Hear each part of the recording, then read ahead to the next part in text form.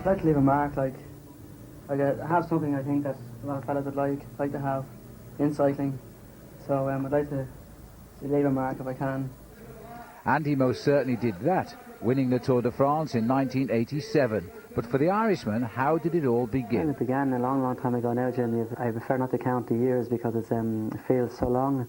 But it's saying that it's gone just so fast. Like it's at the moment I'm riding my bike a little bit for pleasure and for fun. I started cycling in about 1972 when I was 13, and I just rode basically schoolboy races, and then graduated then onto junior race when I was 18. But I possibly became aware of the actual the involvement that there was in the world of cycling when I was about 18, I suppose. Possibly because the fact that Sean Kelly was at that time just gone professional, and we got more feedback from Europe. I think the first time I heard of Merckx was about in 74, 75 when he came to, there was the stage of the Tour de France in Britain. Roche was born to be a cyclist. Bicycles were a part of his upbringing in Dublin. The always chirpy youngster, who was certainly no angel according to his mother Bunny, was a confident rider, joining the Orwell Wheelers at 13. It would lead him to the very top of the sporting tree, which would include a world title and a Tour de France winner's yellow jersey.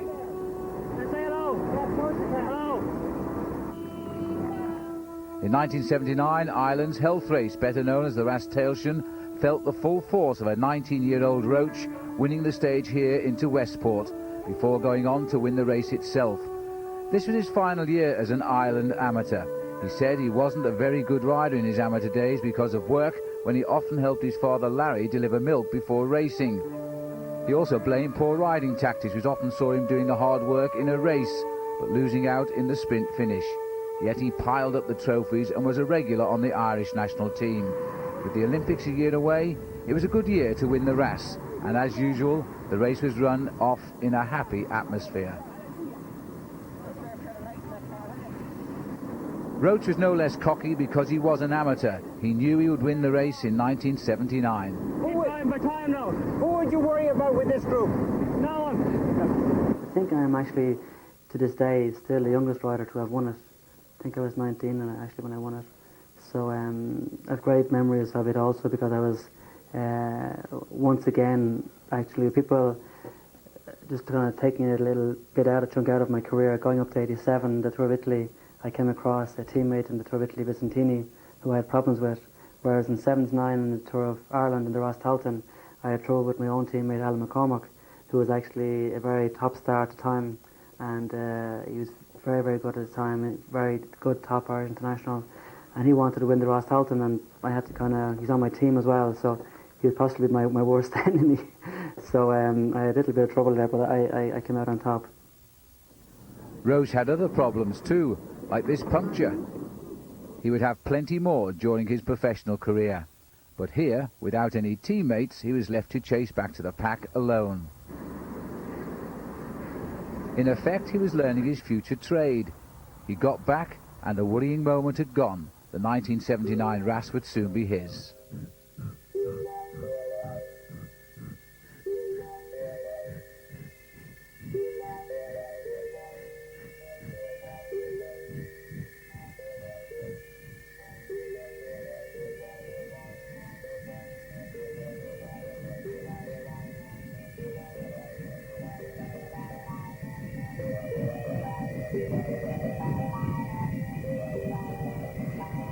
Take the bike off the road! Take the bike off the road! Take the bike off the road! Cycle racing has always been fraught with danger, and in the Ras there were plenty of falls, with some riders getting injured.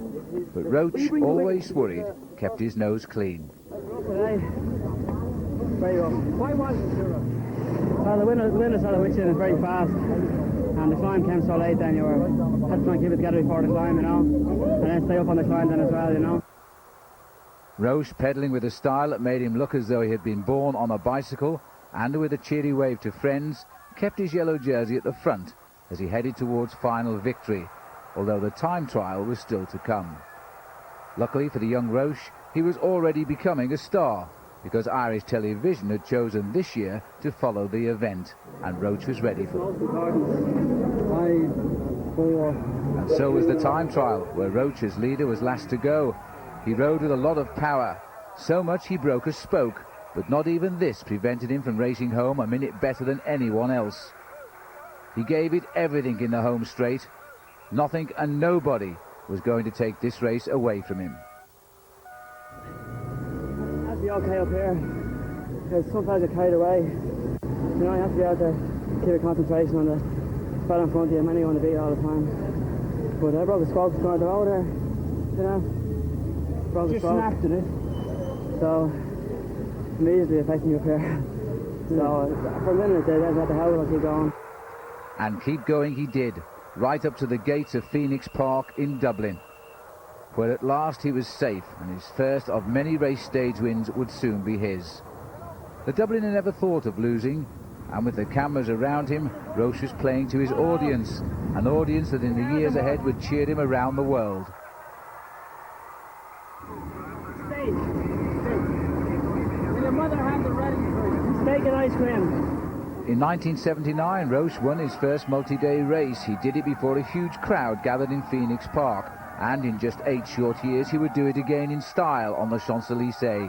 This was a perfect dress rehearsal, and in 1980 France would be his destination, and a career that only a few would ever experience.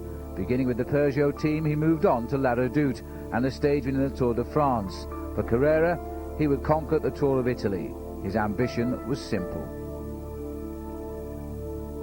I have something I think that a lot of fellas would like to have in cycling. So I'd like to leave a mark if I can. So I've just finished serving my time, so I have a trade behind me now. So what I'm doing now is getting a bit of experience, and my good luck, hopefully next year go to France for a few months as an amateur and see how it goes over there. Use it as a stepping stone, like just don't jump in the deep end, like just gradually build up. Later in 1979, Roche was riding the Tour of Ireland, and the weather, well, why do you think Ireland's so green? Terrible. Very hard to see in the rain. The spray off the wheels. Takes the eyes out of it. Robert Miller from Scotland and the Australian Phil Anderson were also taking part, and both went on to have great careers, but memories of this tour were quickly forgotten. The treacherous roads caused many a rider to fall. There were actually times when one could have been forgiven for thinking they were in a bike race. Miller, who would become the only British rider to win the King of the Mountains title in the Tour de France, made the most of it with a well-taken stage victory. And there were times when Ireland put on a brighter face in spectacular countryside. But danger was always a wheel touch away. On the narrow roads, riders continually fell, but Roche managed to keep out of trouble and would finish third overall. Here Phil Anderson is alongside him, and soon both would meet again on the Peugeot professional team in France. But first, selection for the Moscow Olympics of 1980. It had been his main target, but it was something of a disappointment. Well, unfortunately, Moscow was a bit of an anticlimax for myself, because I was, that same year, 1980, I had gone to France to try my hand at becoming a top French amateur, with the hope of maybe, the initial idea was to go to France to prepare for the Olympics. And then once I was over there, I realised that I had a little bit something more than the normal guy had. I was getting up in all of the big races, and I won Paris-Roubaix in June before going to the Olympics, and I had my first offer from the Peugeot professional cycling team for maybe not so much a confirmed offer, but I had a proposal from them that if I continued to go well, that they wouldn't mind having me on the team. So I felt by going to Moscow and doing well, it would confirm my place on the team, but unfortunately it was an anticlimax for myself, because the heat and the difference in food and everything else went against me, and I didn't perform at all. I went to Moscow, and with the blessing of my job, I was a maintenance fitter in Premier Dairies in Finglas. They told me they give me 6 months leave of absence to go to the Olympics, to go to France to prepare for the Olympics. So just about as my 6 months was up, the Olympics were only around the corner. So they rang up and said, Stephen, are you coming back, or do we keep your job, or can we give it away? So I said, well, I don't know. So I thought, well, if I don't give this thing a good go now, maybe when I'm 35, sitting down with 5 kids around me and everything else, I might say, well, if only I'd given it a little bit more, maybe I could have become a professional. So I rang up the job and told them I'm taking the decision that I'm not coming back, and at least until the end of the year. So they told me they couldn't guarantee me them keeping my job. And ironically enough, the following week I won Paris-Roubaix, which is the biggest amateur road race classic in France. And that, of course, opened doors for me, but it conferred me a contract because it was only my first big win. And after the Olympics, I went down to Biarritz with the club I was with, and we raced in some criteriums down in Biarritz, and I rode really, really well, and my form came back very, very good. And at that stage, then, during my racing holidays down in Biarritz, Peugeot came along to one of the races, and which I actually won. And they said, well, we want you to sign for us, and we want the contract signed by the end of the week. I held off for about another month, just toing and froing, and I won more races and everything else, and I got a little better conditions, but at that time the conditions weren't great anyway, so it wasn't difficult to get better conditions. But I ended up then going with Peugeot at the end. So I would have signed, let's say, about the end of September 1980. I had Sean Kelly going over 4 or 5 years before me, and like Sean took him a while to actually get settled in. And we had also Robert Miller, we had Phil Anderson, like the Australian. They were over there for 2 years before me as a professionals in the same team. And they were having great difficulty in getting even to the end of races, not alone getting finishes, getting results. So I was being prepared to actually learn the hard way and hurt a lot before actually getting any finishes. And I came straight in and started winning straight away. And didn't he just, the new boy on the block won 10 races in his first season, delivering the first big shock in Paris-Nice, known as the Race to the Sun. Roche grabbed the white leader's jersey and carried it down to the Promenade des Anglais in Nice, where the race traditionally ended with a time trial up the Col des Mountain behind the city. That was after the arrival of the road race in the morning. Won by the Belgian Jean-Luc Van den Broek in green, Roche had finished third. Before the time trial, the race had become a battle between Dutchman Adrie van der Poel and Roche. The pair had been swapping the leader's jersey around during the week. Roche, last to start, produced a scorching time trial. He worked hard up the steep but short climb, knowing that he was heading for his first big win as a professional in a race that was highly regarded in French circles. He went so well, he won the stage, taking the race overall from Van der Poel by 79 seconds. Afterwards, Roche was asked how had he done it, and his reply was typical. In our house, we eat lots of potatoes, he said. Most young professionals take 2 years to settle in. Roche had barely taken 2 weeks, and training in France was now second nature. Got a regime. You're in at 8:30 in the morning or 8 o'clock in the morning, you have your breakfast. If you're not racing, you're out training. You're sleeping in the afternoon or whatever, doing your other business in the afternoon. You're in bed by 9 o'clock, and you can do nothing else. Like if you're not training or you're racing, for the first 3 months of the year, I was maybe in my own home for maybe 4 days. Wow. Otherwise I was staying in hotels, restaurants, everywhere, on the road. Language is very, very difficult to master, and I had no friends. So it's very, very hard. Once I started speaking the language, I made an awful lot of friends, and it made things an awful lot easier. Before Paris, I won a tour of Corsica, and people thought, well, it's a fluke. I won Paris, okay, but then I won the last stage with an individual time trial, which I won on my own. So it's just you're racing against the clock. Against the clock, exactly. And I beat Knut Knudsen. He's one of the top time trialists on the continent. Beat him by 7 seconds. And when I did that, that's how I said, well, okay, did it on his own. So confirmed it. Roche made it all sound so easy. In Ireland, he was joining Sean Kelly, appearing on top programmes like The Late Late Show. The pressure's been put on me a lot for the Tour de France because this year, or rather in '81, I won 4 stage races in France, and the Tour de France is actually a stage race. So he knows the man at the moment, where I've beaten him in time trials. I've been with him in the mountains, and like I can fairly hold him in a match him in a stage race. So the French public, I think, are fairly browned off now with this fella Hino, looking for a successor. Now I'm forced to be coming up. Where Sean, as I tell you, he's a different man altogether. He's a sprinter, and he's there to win stages and possibly the overall also. It's difficult for him to say he's going to win the Tour de France. It's optimistic or difficult for the likes of us, the cycling fraternity here, to say he's going to win the Tour de France. The people who are saying he's going to win the Tour de France within a year or two are the European sports journalists, the people who follow the races. Sports journalists from all over Europe are following the career of Stephen so far. They predict that he's going to win the Tour de France within a year or two. Not it's doubtful this year, his first year, but certainly next year he's the man that's going to take over from Hino, and as such he's going to be a millionaire overnight. Normally you're at a Tour de France maybe 22, 23, maybe in your third or fourth year professional, where I'm 22 now. When the Tour de France comes around I'll be 22 and a half, but I'm still only in my second year professional. But everything I've done in the last year, I've made an awful lot of progress, I've learned an awful lot, and maybe I've matured a lot as well. Right on both counts, but his Tour de France win was still 5 years away. First was a shot at Holland's big classic, the Amstel Gold Race, and Roche was in the lead group with Sean Kelly.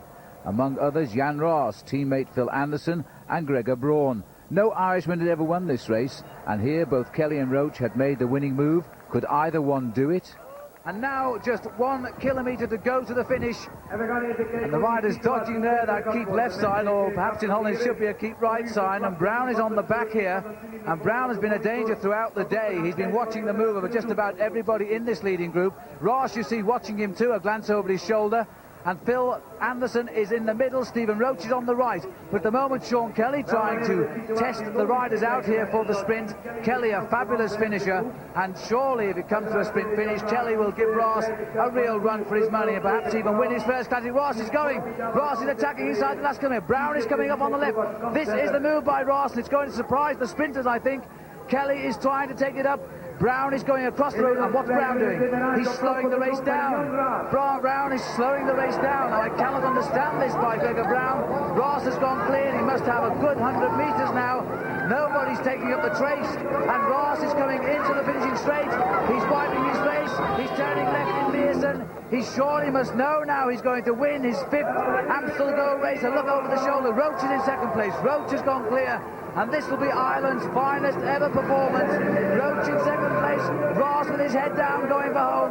And I'll never understand why Gregor Brown let this one go, but Ross is coming home, winner of Paris-Roubaix, and now the first man in the history of the Amstel Gold Race to win it 5 times. And after this, they really are going to call it the Amstel Gold Ross. Ross is coming to the line first. He knows he's won it. Stephen Roche in second place, the sprint for third place. Kelly on the left, Brown on the right.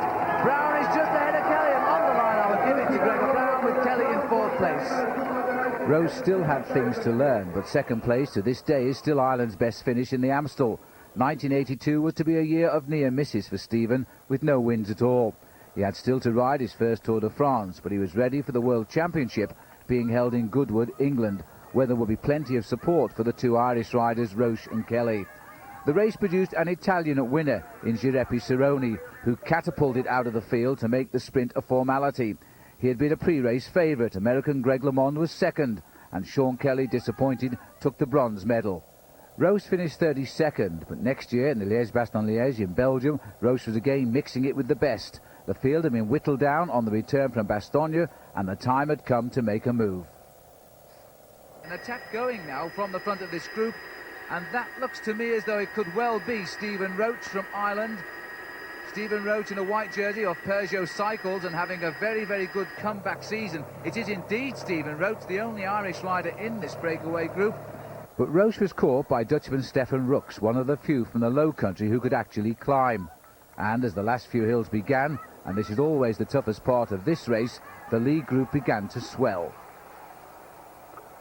Once over the Laraduc climb, Roche had forged on alone. The lanky Dutchman, who would later become his country's first winner of the mountains title in the Tour de France, was free as a bird as he raced back into Liège. All that remained was to get to the finish first. Chasing group, they're closing all the time. The salute from Stephen Roche, victory in Liège-Bastogne-Liège, and just luck as we look back, here they are. 8 seconds the time gap now, and the sprint being taken predictably by Giuseppe Cerrone. Pascal Jules in 3rd place, Phil Anderson 4th. But a few weeks later, Roche was wearing the leader's jersey in Switzerland's Tour of Romandy as he continued to build up his form for the Tour de France. Taking the lead on the third day, Roche was never challenged. In fact, the rider who would take the runner-up spot was his own teammate Phil Anderson, and I doubt whether either were thinking of that wet day in Ireland in 1979. This was another first for Ireland, and even the colour was right. Anderson, by the way, would win this race in a future year. Roche was now in his third season, having won 10 races in his first, none in his second, but was now winning again. The Tour de France was looming on the horizon. His bosses were seeing him as a future Tour champion, although there were certainly other riders on the team to consider as well. Well, I purposely held off till 1983 myself because I felt before that I was a little too young, even though my sponsors always pushed me to actually ride it because I had other results in other stage races.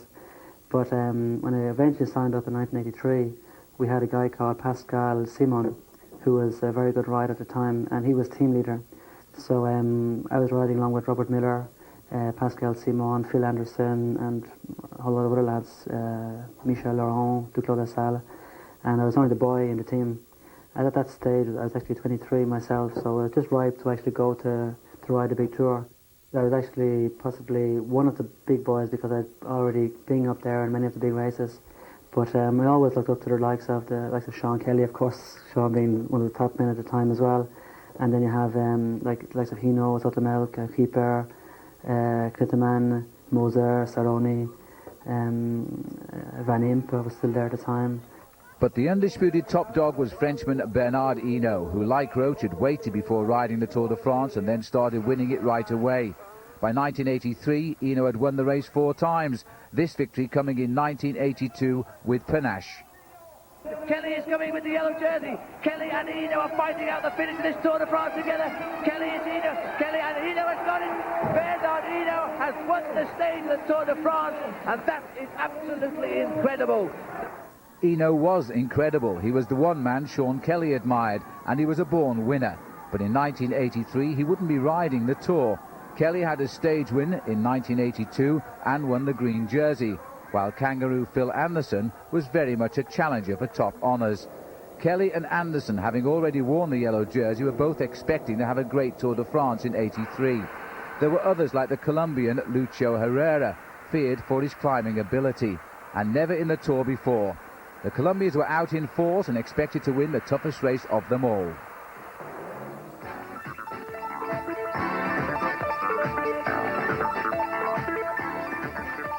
As his teammate there too, Charles Berard, number 12.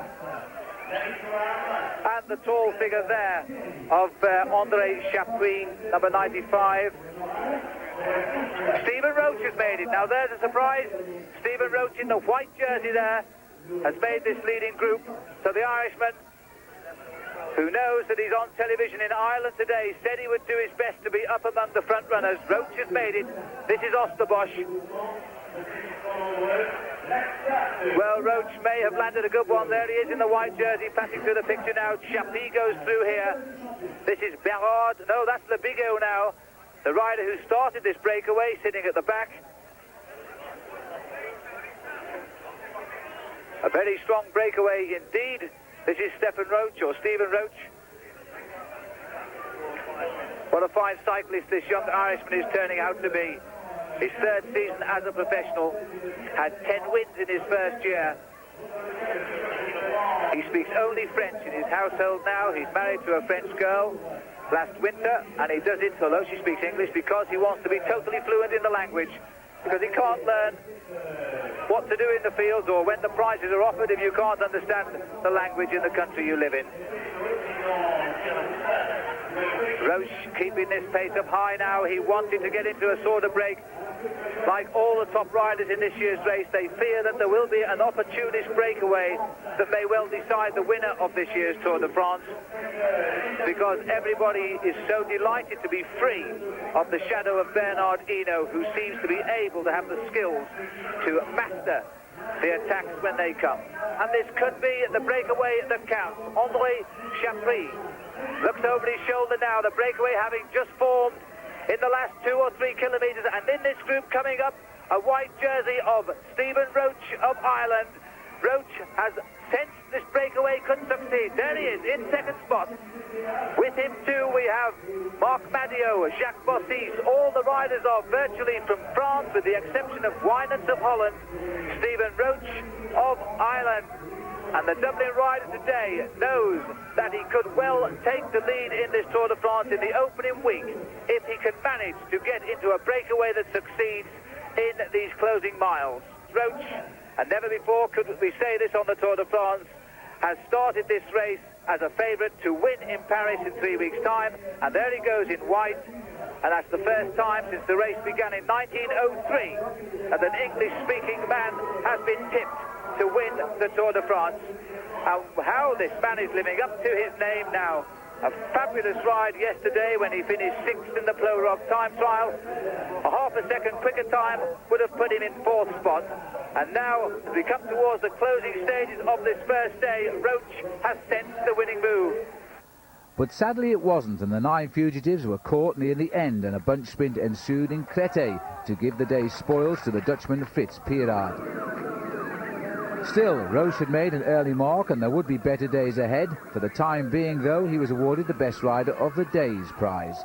9 days later, both Irishmen now had reason to smile. Yes, the stage into Pau, just coming out of the Pyrenees, I got the best young rider's jersey, and the very same day, Sean actually won the stage. I think I was second or something in the stage into Pau. But the good thing about it was Sean got the yellow jersey for the first time in his career. So Sean was getting the yellow jersey for the first time in his career, and I was getting the best young rider in my first tour for the first time in my career. So it was a big Irish day.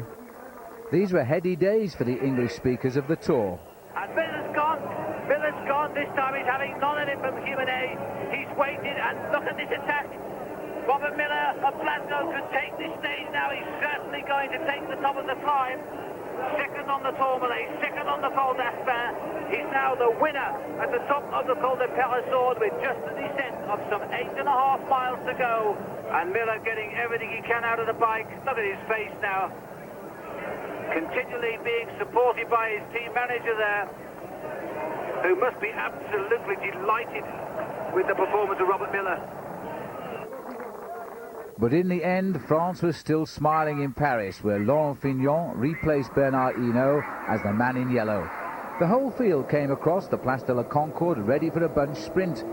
Fignon was in second place, and perhaps sensing he could do a Hinault and win the last stage as well. What a difference a year makes for the Parisien, who fell in the Tour of 1982 in what was quite a bizarre tumble. That crash was now but a memory. And here he was, coming home the latest champion of the annual Jamboree. Could Fignon win this stage as well? Fignon now in yellow. What a finish the Tour de France. Kelly in second place, looking on his shoulder for the challenge that's coming from Gilbert Klaus, I think, of Switzerland. And they're all over the road now. Kelly is having to go for Klaus. Fignon is beaten by the sprint. Irvine too on the left. And Kelly goes now. Kelly's going to get it now. I think he's lost it on the line. I think he lost it on the line. Gilbert Klaus has won it. So, no stage win for Kelly and final victory to Laurent Fignon, leaving the French waiting for the expected Hinault-Fignon match of 1984. Meanwhile, Roche had found his wife, Lydia. And is your wife his French, isn't she, Phil? Yes, from Paris, but he speaks little English, like myself. What do you think of Stephen in his first Tour de France? Well. Very well? Does he look very tired? Not at all. Stephen, are you quite happy with your first tour? You've had a fabulous last week, haven't you? Yeah, I'm very, very happy. Maybe it's like the good wine. It gets better with... when it matures. Yeah, exactly. I can say it in French, but I can't say it in English. Now, do you now feel, after this Tour de France, which has been really very, very good for you, that you can win it in the future? I think I can do maybe a lot better, because taking into consideration that the first week of the Tour de France I was very, very bad, very, very down, morally and physically. I wasn't very well up. So I think if I'd come into the Tour de France in better condition, I could have had a much better run. So hopefully maybe next year I can do a little better than... What about your Irish rival, Sean Kelly? He was unlucky today. very unlucky, but I think it was really because of the rain in the last 20 minutes, because I think it would have been a different race if it hadn't rained, because there's a crash on the corner down here and it upset everybody, and I was behind Sean on the last corner and his wheel slipped. So these little things, you know. So it's a pity because Sean really worked hard to win the stage this year, like myself, and we haven't won anything. Well, you've had a second and a third, that's not bad.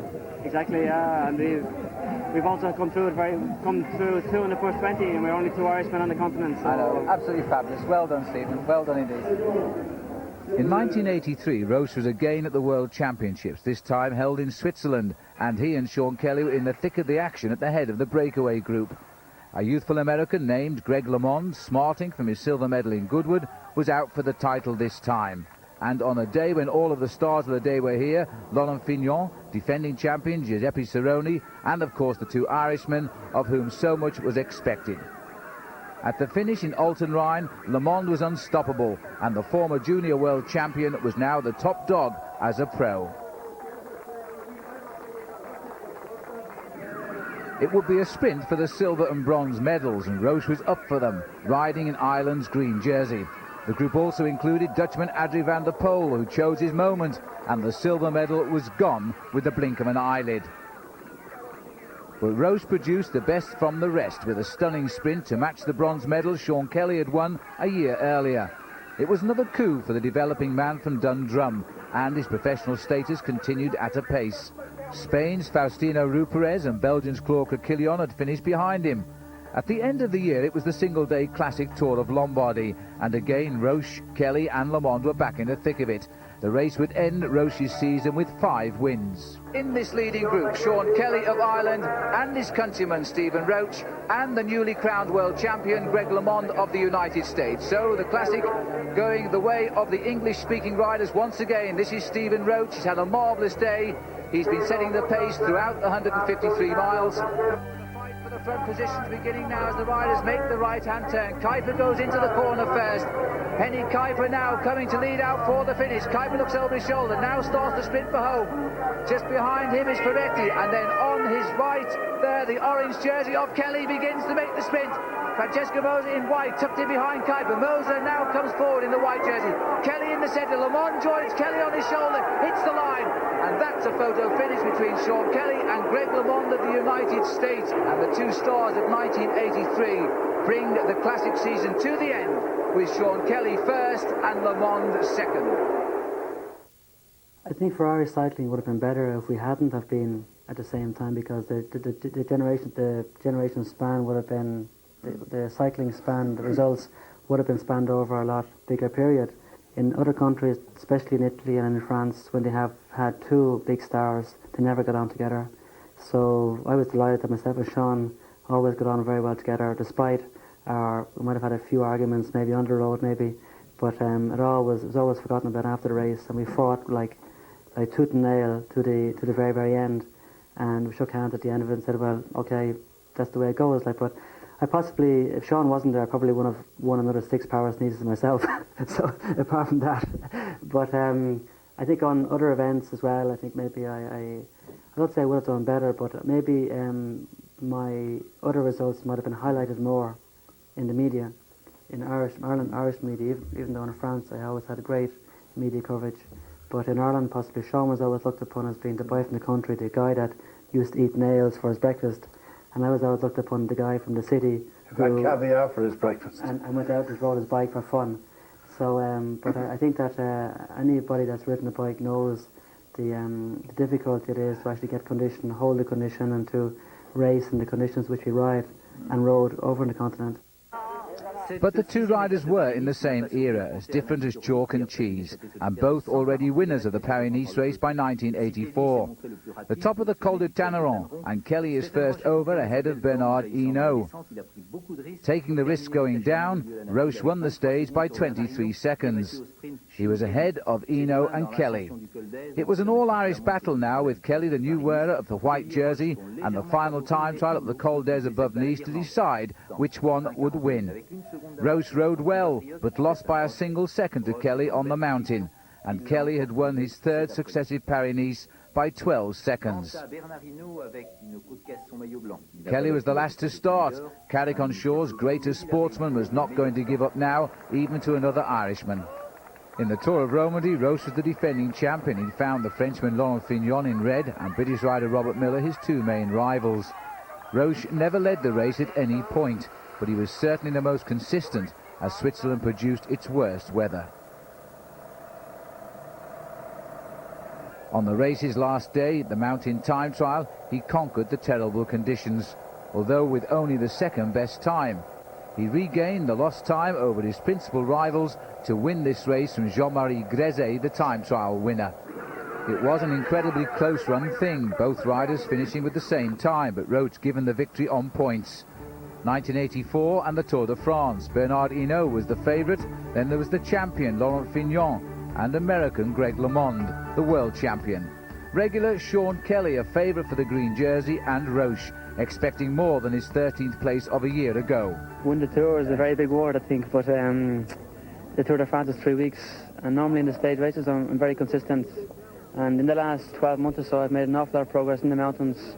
My time trialling is okay, and I'm very regular on the stages, so I've all the qualities of a good Tour de France rider, but being in the first five and being in the number one place is a very, very big difference. And there are so many riders, not so many riders, but this year there are so many riders on the same level possible of winning that one bad day or one medium day can lose the Tour de France, I think. On Wednesday between Cerny-Pontoise and Alençon, it really was a mixed day for the Irish. It all began so happily because Stephen Roche began the stage knowing that his wife had just given birth to their new son, Nicholas, and he was anxious to tell all the race about it. In fact, he carried photographs of the child in his back pocket. So, with the permission of all the race, it was a happy moment when Stephen Roche was allowed to attack and press on to the village where he is adopted in Cerny-Salancar by all the French people. In fact, he's building a house there. And waiting at the end of the street and flying the Irish flag was the mother of Stephen Roche, who'd come out from Dublin to see her new grandson and also to see her son in the Tour de France. It was an emotional moment, and the crowd loved it. But joy soon paled into a torrid Tour de France, a crash on the road to Bordeaux, and with the mountains just around the corner, he was in desperate trouble, riding, he said, the rest of the race on one leg to finish 25th. Even Sean Kelly hadn't escaped unmarked in this race, and even worse, he would lose the green jersey competition to Belgium's Frank Hoster on the very last day. Phil Anderson was there, so too was Roche, while Laurent Fignon was in yellow and proving the revelation. Kelly, still in green, could lose this race if Host beat him to the line. Fignon straightens up, facing the finishing line for the last time in this marvellous Tour de France, and Van der Orden, who told us a week ago he'd like to win, goes on the left. Van der Orden, the champion of Belgium, he's not going to make a mistake. The Panasonic Rallo, Van der Orden against the stage, and Frank Hoster finishes ahead of Sean Kelly. Fignon was the man for a second year, beating Hinault by over 10 minutes. For Ireland, though, it was time to show off its two heroes to its own public. And where better than a course based around Dublin Castle? Pat McQuaid picks up commentary. Stephen attacking on his own this time. Stephen on his own. Well, look at that. Roche goes on the left, and it's Kelly who blocks off at the right. And remember that as professionals, these two riders are in rival teams. But here in Ireland, they have formed an alliance of friends to take on and beat the top professionals from Europe. Kelly, I nearly said Kelly, but it's Roche, of course, now. The lone figure comes through the street. 4 laps to go now. This is going to be dramatic for Stephen Roche. This is his big effort, and if he gets caught, it's down to Sean Kelly to try and lift first prize in the Grand Prix of Ireland. Roche goes. Just a couple of weeks ago, this rider was extremely ill. He said he's recovered. He hasn't quite got back to 100% form, but he's inspired tonight. If you come home for the first time in your life when you've made yourself a superstar in a different country, then you must be inspired. Roche comes down over the cobbles. 3.5 laps to go to the finish, through the arches once again. This magnificent circuit turning out to be everything it promised to be in the centre of Dublin. Pat McQuaid has found a good one. He's found one that the Irish like, and they like it so well. Roche comes through, grits his teeth, screws up his nose in a style that only Stephen Roche can go. And look at the gap opening, and again, Pat, we're seeing an exhibition of speed from this most talented boy. We're seeing Stephen Roche at his best. We've known he's got this time trialling ability. He's finished very well up in Grand Prix of Nations and Tour de France time trials. All over the world he's finished well up in time trials. He has it in his legs to do it. He's shown now his supporters, he's shown the people of Dublin what he can do.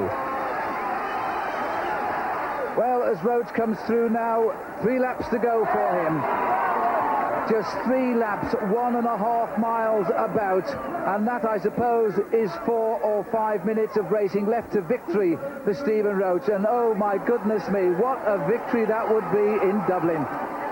It's something, I think, that as a young boy he may one day wish it would happen, but I don't think in his heart he could ever have believed it would come true. In his first year as a professional in 1982, he shocked France. Ireland hardly heard of him. He won 10 races. The second year, the doctor said, take the best part of the year off. You've done too much. Now he's come back, and he's coming back as one of the world's best riders, listed by none other than Eddie Merckx, 5 times winner of the Tour de France, as a future winner of that great event. Roche comes through now, not daring to look over his shoulder, hoping that they're not chasing him, and yet knowing all the time they're not only chasing him, but they're going as fast as they can. Look at the crowd loving every minute of it, and look at the reaction too, coming from the main field, Pat. Yes, the main field are definitely reacting to this, and I wonder, Phil, what's going through Eddie Merckx's mind as he's watching this here tonight. He's in his Dublin for the first time ever. He's watching bike racing at its best, and I'm sure he would love to be back in there like he was years ago. But Roche definitely piling on the pressure here. The chase is on, but Roche is riding every bit at his best, and he is not giving up, and there's no way he's giving up. And look at the grit, look at the effort on his face. Well, there isn't a man here now, Pat, and I know that includes you and me, that wants Stephen Roche to be caught. We want the ending to this first Grand Prix of Ireland to be perfect. A race that's been perfect throughout. The streets of the city of Dublin closed down for bicycle riders, would you believe? And Roche is now going to have to hang on. It's Ian Bambury doing the damage behind, I think, a man who's won a bronze medal in the Olympic Games, but not this year, 8 years ago. And Kelly isn't far behind, coming up too in the slipstream. If Roche is caught, surely Sean Kelly will finish off what Stephen Roche has started here with 5 laps to go. He'll come through this time. I think it's the bell when he comes through this time. It's the last lap this time. Roche has just half a mile to survive. He dangles in front of the whole field in the Grand Prix of Ireland.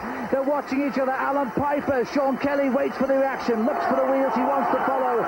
His friend, but not his teammate, is out in front. Roche goes up and over the hill for the last time. He's making this road look oh so fast now. Dives down, out of sight, brakes hard now. Brakes not quite as hard as he would have done. Stays with him, rides the bicycle over. The crowd, look at the crowd now. There are thousands here tonight. You couldn't get any more people around this circuit. They go as far as the eye can see and further.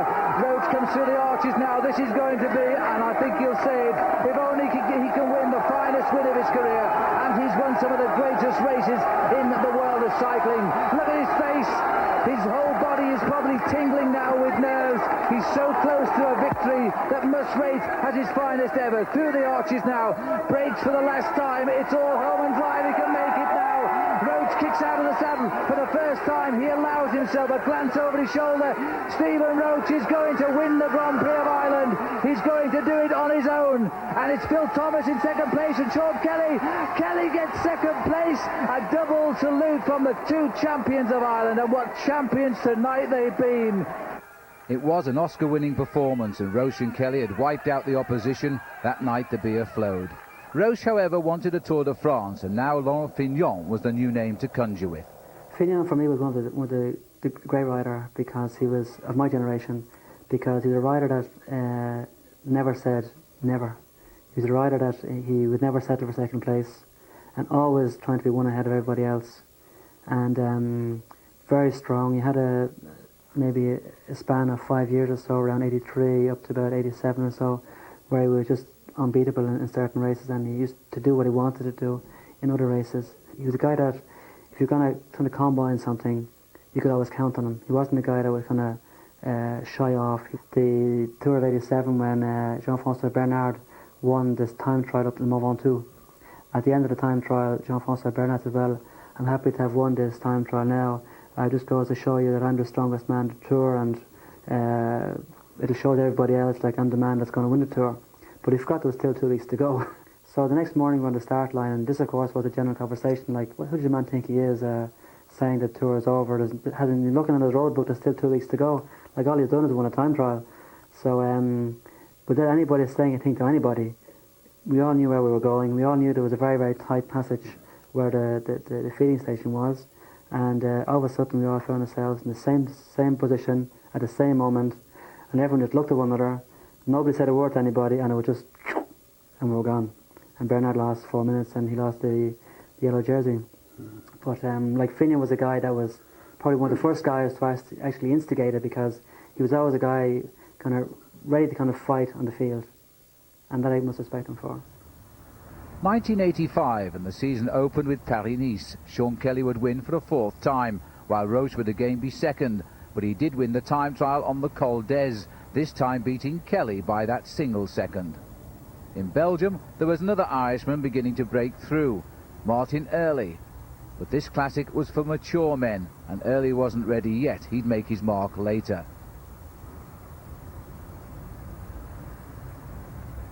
At the finish, 3 survived, and Roche took 3rd behind the Italian Moreno Argentin and Belgian Claude Crequillion.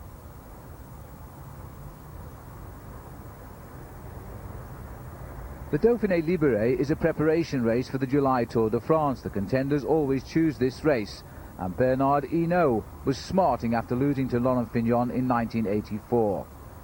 Roche had opened with a win in the prologue time trial at Annemasse, but Roche restricted his action to the time trials, winning the last day 2 and finishing 20th overall. He was enjoying a consistency that augured well for the upcoming Tour de France, and even to this day no Irish rider has ever won the Dauphiné. Earlier in the Amstel Gold Race, Holland's top event, the weather was also bad. And they're all clawing the way back in dreadfully cold conditions. I've actually seen 1 or 2 riders sucking their fingers to try and get some warmth into their fingertips. They are freezing out there. Look at the... And it was a bitter day, and in a race won by former world champion Jerry Knetterman, Roche was suffering like the rest to finish in 11th place. Stage wins in Paris-Nice, the overall in the Criterium International and the Tour of the Midi-Pyrénées, and 2 stages of the Dauphiné, his build-up was on course.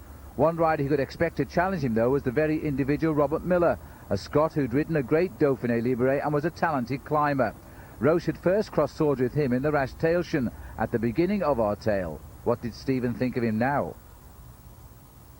Miller was a good guy, all right, but very strange in the sense that he's very, very quiet and very preserved, and conversation never came very easy with him, and he was actually, in one sense, I must say that I have a lot to thank him for as regards my climbing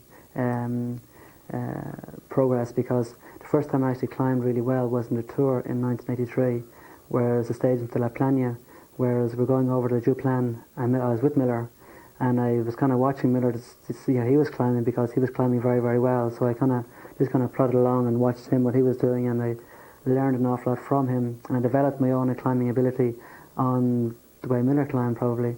But Miller was a real genuine climber, whereas I was a kind of an all-rounder.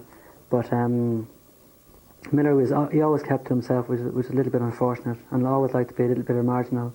Like, for example, if we were having cornflakes in the morning, he'd want porridge. If we were having porridge, he'd want cornflakes. If we were having soup, he'd want salad. If he wanted salad, he'd have soup, you know. But always make himself difficult. But in saying that, like, when it came down to kind of nuts and bolts of things, he was always there. Although the 180 guys start Tour de France, not everybody has the chance of winning. There's maybe 5 riders capable of winning. Greg LeMond, Bernard Hinault, Stephen Roche, Phil Anderson, and Sean Kelly. And it's basically a race between those 5. The rest of the other guys are all in a supporting role for the favourites. Kelly were in the now defunct red Sprint Leaders jersey, and Roche were among the Tour favourites of 1985 and had made a confident start. The other fancy British and Irish riders have all kept in touch in this opening week, and Stephen Roche from Dublin looking particularly impressive. He's justifying the belief in a lot of people here that he has the ability to actually win this Tour. Oh, it's Stephen Roche again, a face on Roche, and he comes across.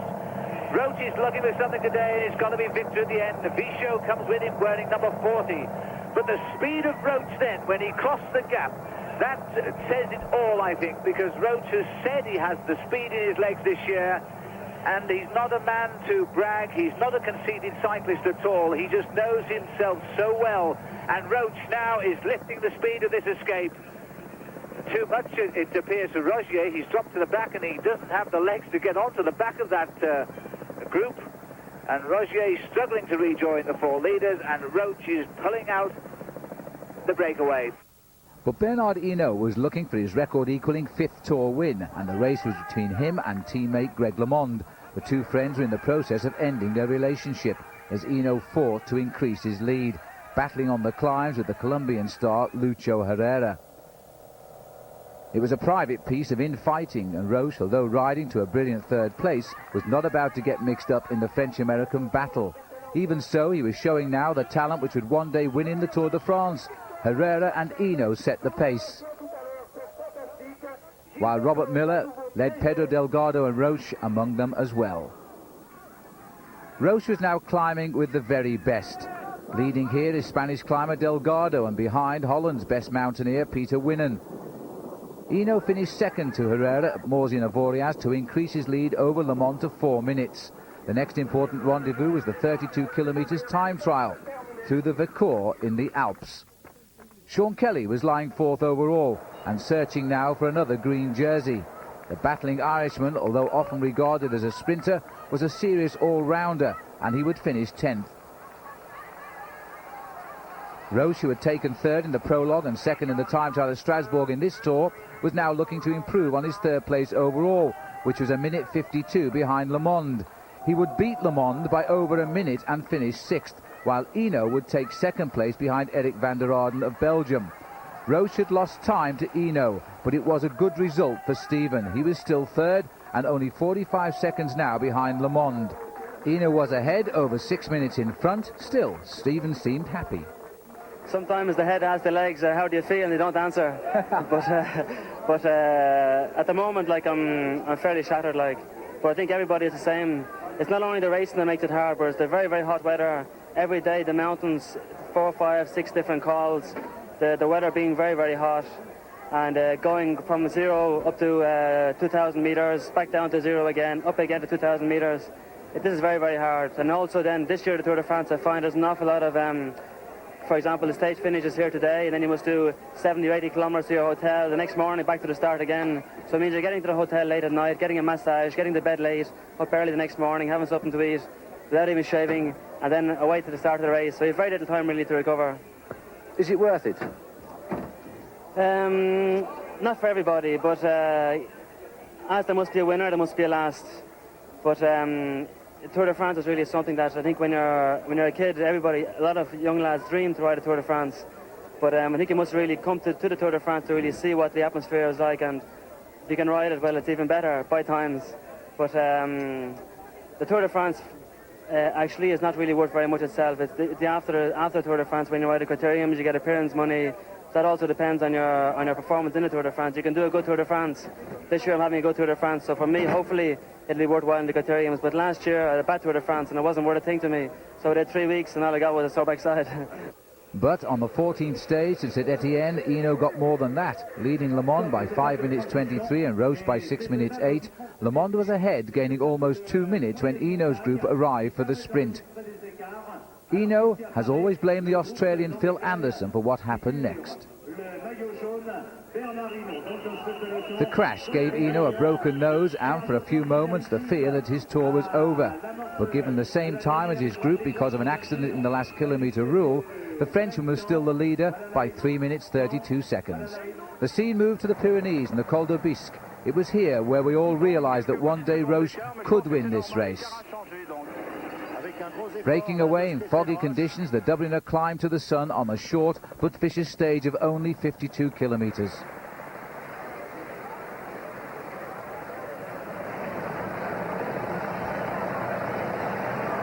He rode all the way to the summit amid a corridor of noise.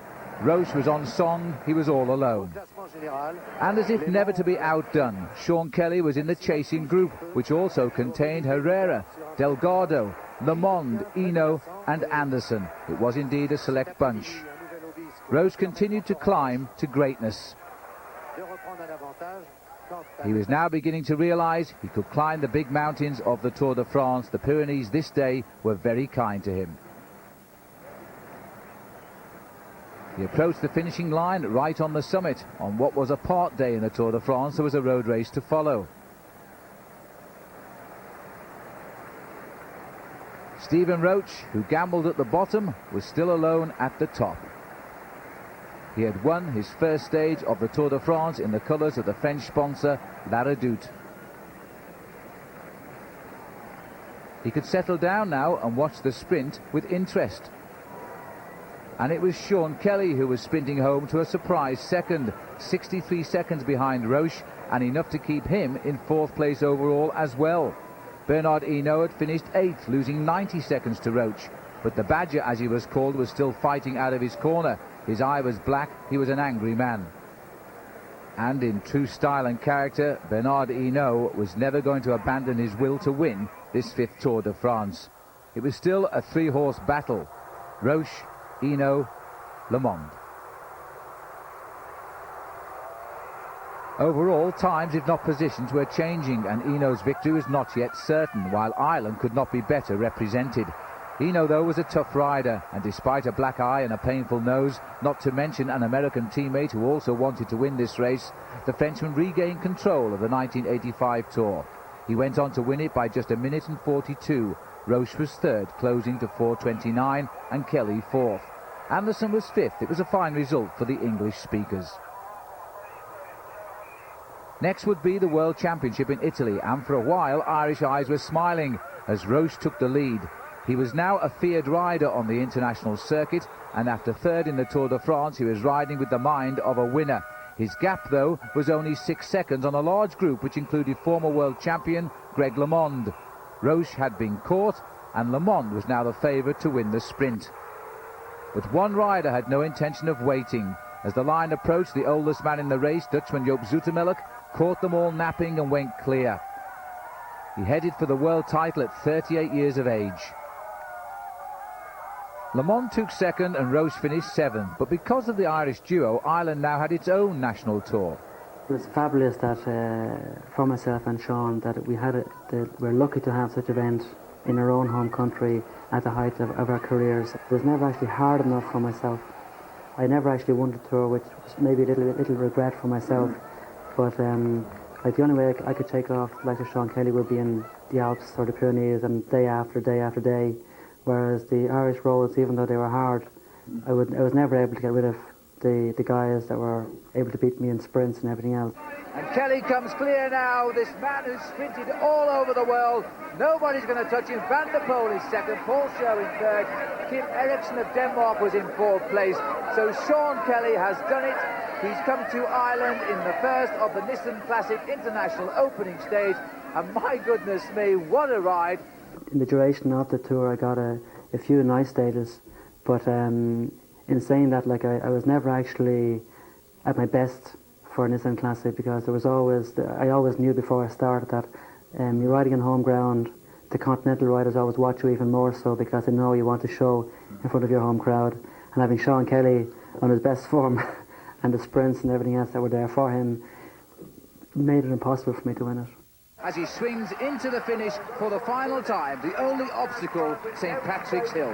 Well, St. Patrick came to Ireland, and I suppose he'll be kind and look favourably on Stephen. There's one last torturous climb. Look at the crowds, look at the applause. In their hearts they're wishing this young, personable Dundrum Dubliner up the hill, and Kelly is doing his bit. He's watching where the danger is. Kelly is going to be in yellow tomorrow on the way to Limerick, that's for sure, and it's also pretty sure that Stephen Roche is going to win a stage, and if he doesn't, those crowd will just lift him over the line. Roche climbing through a corridor of noise now while the rest struggle for second place. He's going to get his victory. He's promised himself second this morning to Kelly. Now he's going to win this afternoon in sunny Cork. The final gear change. The banner comes into sight. A little bit of straightening of the numbers, making sure the judges know Stephen Roche now. And there is the victory salute that every rider wants to make, and Stephen Roche takes the flag. Wonderful, wonderful by Roche, and Hill second, Sean Kelly. Van der Poel is third, McLaughlin is next.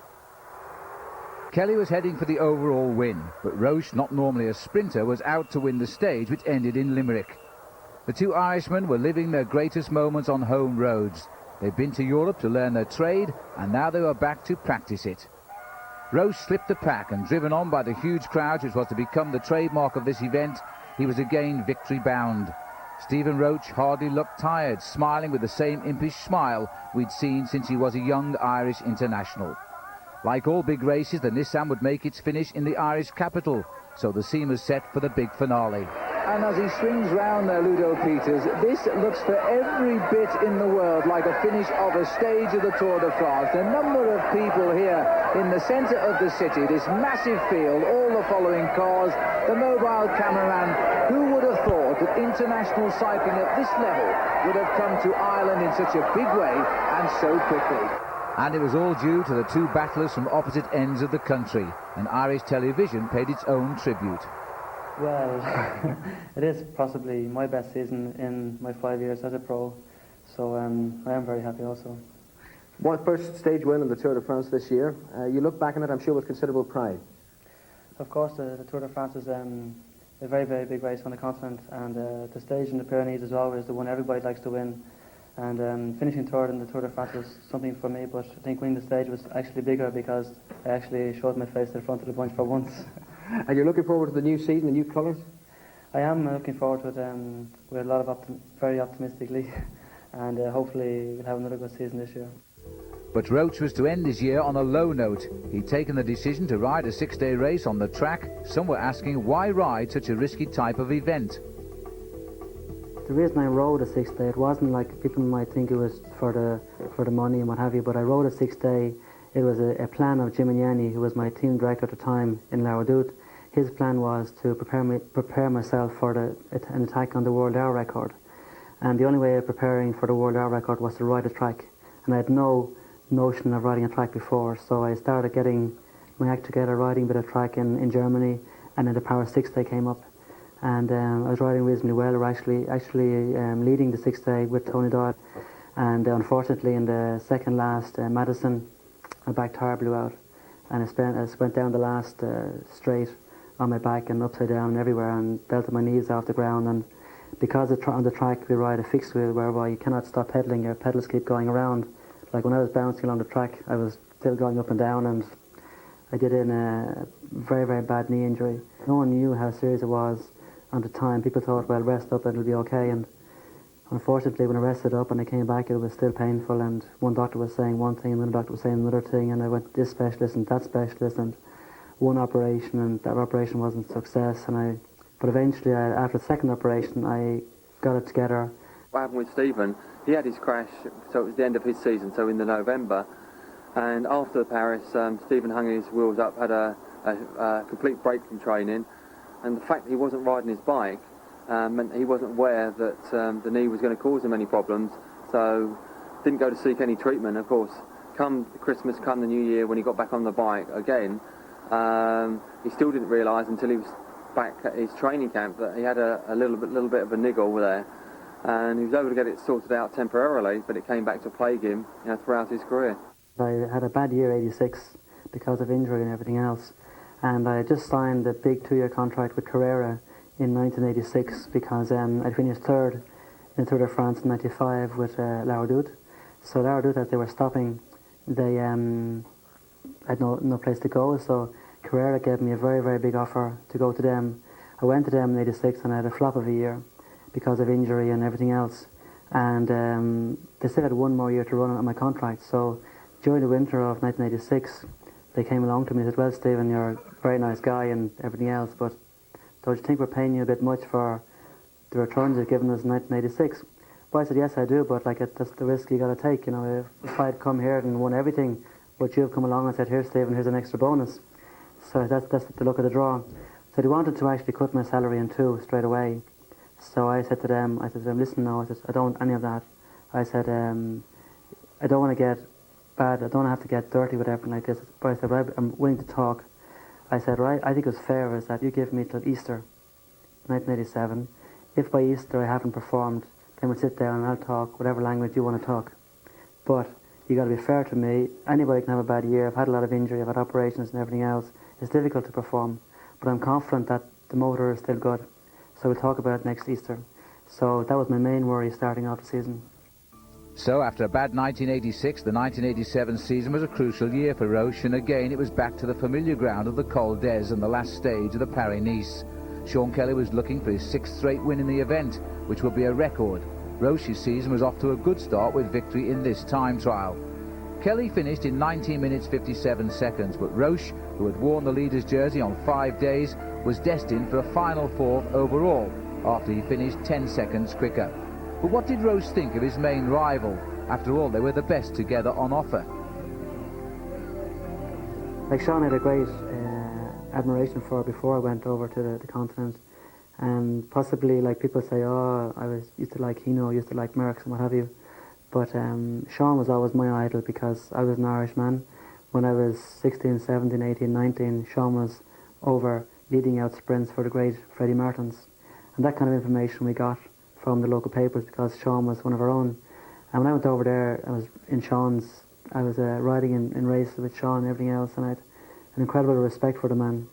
And later on, like our friendship grew then on and off the bike. But when you see the races he rode and the way he used to ride, like I had a few run-ins with Sean on the bikes, but I only had myself to kind of to blame for a lot of things because Sean was kind of a guy you couldn't trust him. Like he was the kind of a guy he wanted to win so much.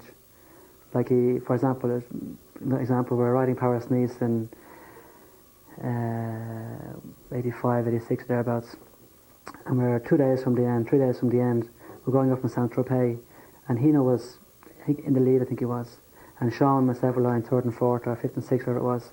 So I had a chat with Sean. We said, listen, like we don't want this fella Hino winning this race here. Like it's either you can win or I can win it, but we don't want Hino winning it. So that's okay with me, you know.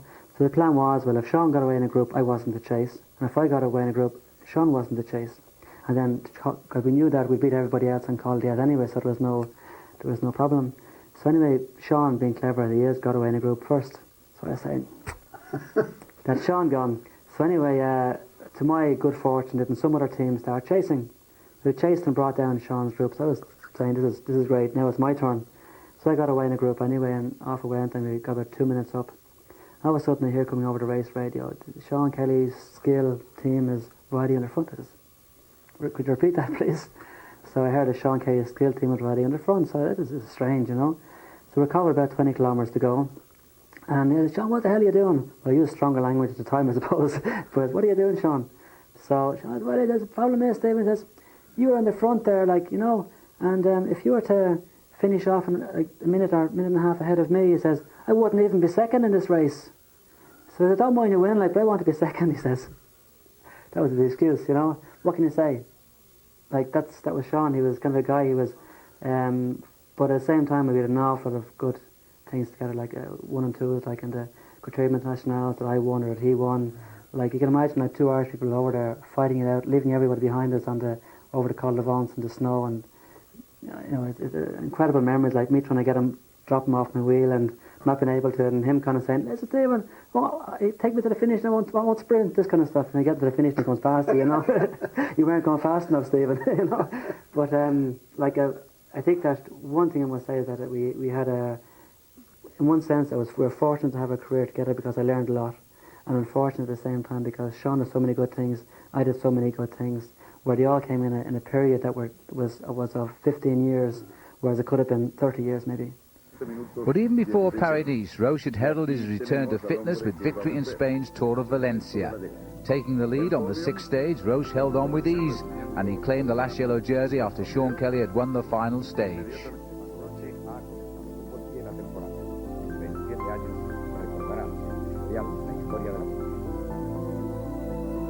Liège-Bastogne-Liège was in April, and Roche, on top form, was ready to win the most wanted classic.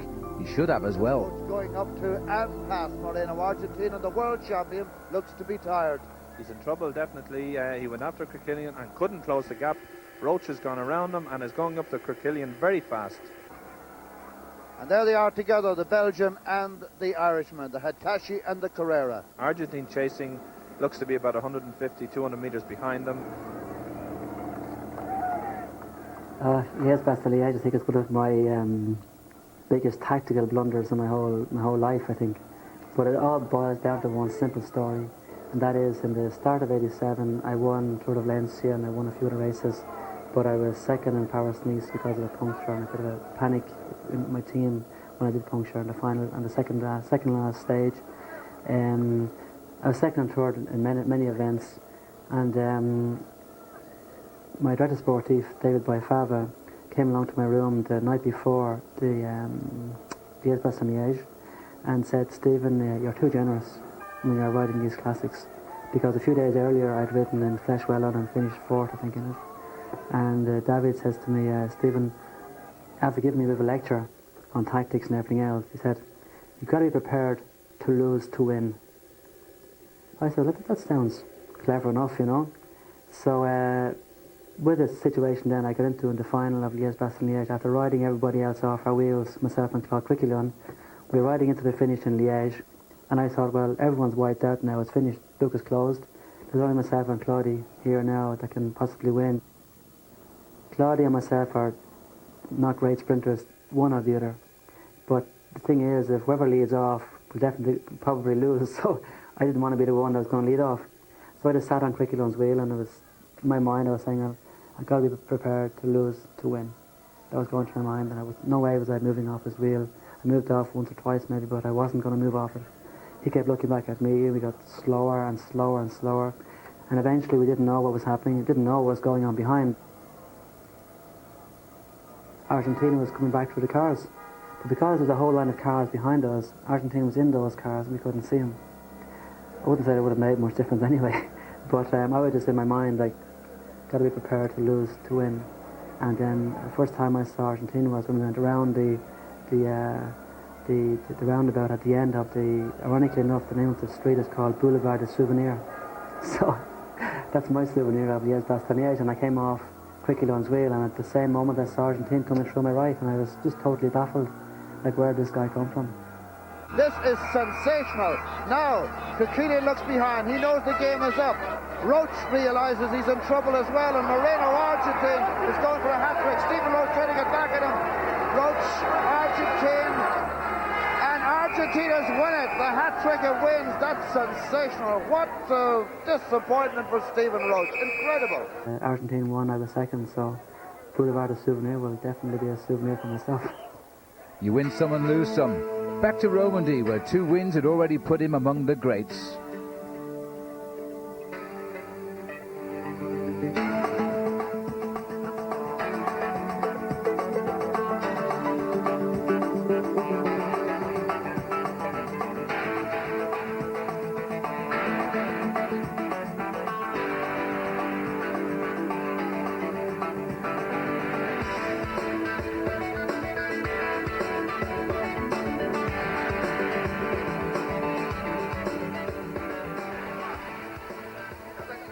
It's a double leg stage, the first of 66.6 kilometres, and they say, Pat, that the Tour of Romandy is the ideal preparation for the Giro, and with the good climbs and the mountaintop finishes.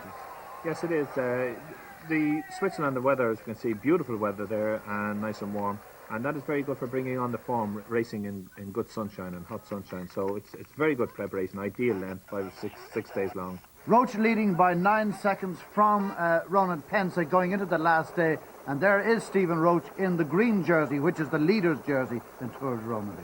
Yes, we're just on the final climb now up to the finish. This is a mountaintop finish here, and we've got Roche riding up there. There's a Panasonic rider away now, and Roche is just attacking on the lower slopes of the climb. The bunch there chasing him hard now. But Roche obviously taking this race very much to his opponents. And Stephen Roche clearly, Pat, has left the tough luck and the disappointment of Paris-Nice and Liège-Bastogne-Liège behind him. He certainly has. I mean, we're seeing Roche at his best now. I mean, he just got right a moment away there. He rode up with Cornier on his wheel, rode right up to Reutemann, right past him, and has now dropped both Cornier and Reutemann and is going on for a stage win on his own. There he is coming through. He's always smiling, always delighted. And now we're with Roche. The race leader there for the last ride at the start on the climb, and we can see even the snow on the foothills there. Stephen, now 27 years old, from the Carrera team.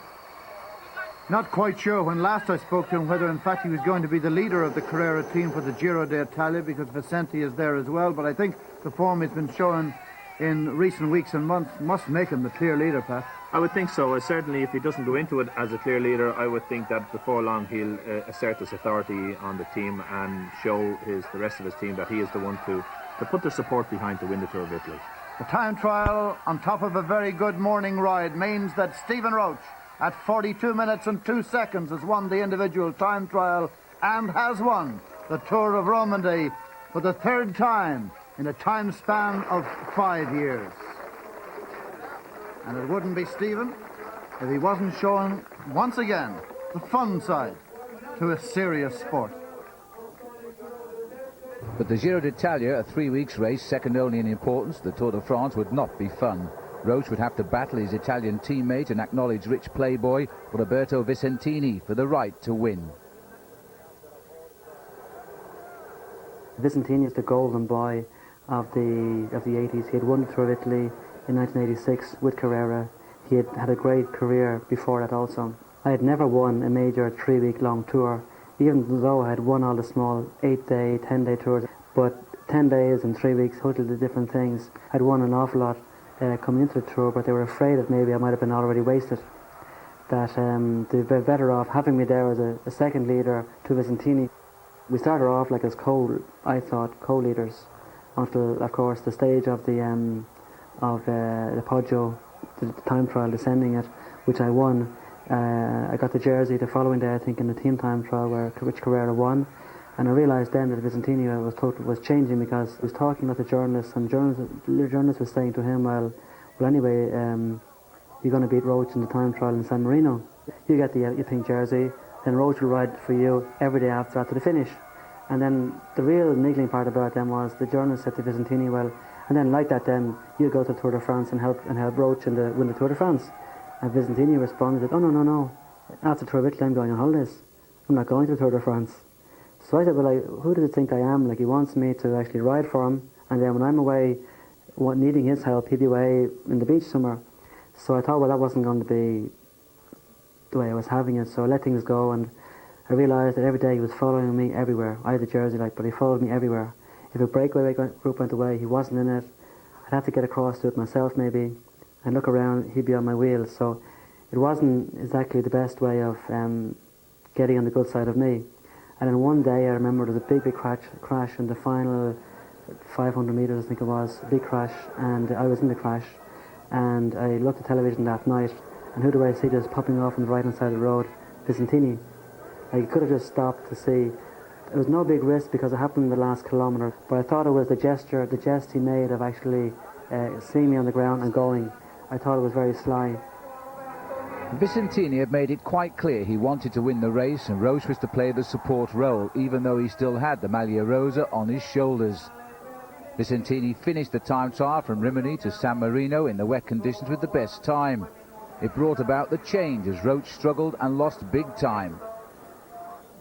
The Irishman had few friends in Italy now, with the crowd spitting at him and threats forcing him to eat in his room. Vicentini had finished, and he had the pleasure to watch and wait to see just how much time Roche would lose. It was hard to believe they were both on the same Carrera team, as each plotted the other's downfall. As he had planned, he beat me in the time trial in San Marino, and I was kind of saying, well, what do I do now? He's got the jersey, all Italy is behind him because he was a local boy, he was the golden Italian boy, the previous winner, an Italian team. Sure, he can win it going on his previous results, and who was I? So I just thought, well, I had a very, very good accomplice, actually, was Eddie Skippers. We shared a room together. That night I remember sitting down with Eddie, and I said, well, Eddie, what do you reckon? So Eddie says, what do you mean? I said, well, thinking I still win. So Eddie said, if you believe you can win, I think you can win. I said, well, how do we go about it? So Eddie just said, well, Vicentini has won today. He's put an awful lot of effort into winning this stage today. We opened out the road book and we saw, well, the next mountain stage is in three days' time. So Vicentini will be sure that I'm going to attack him in 3 days' time. But what if I attack him tomorrow?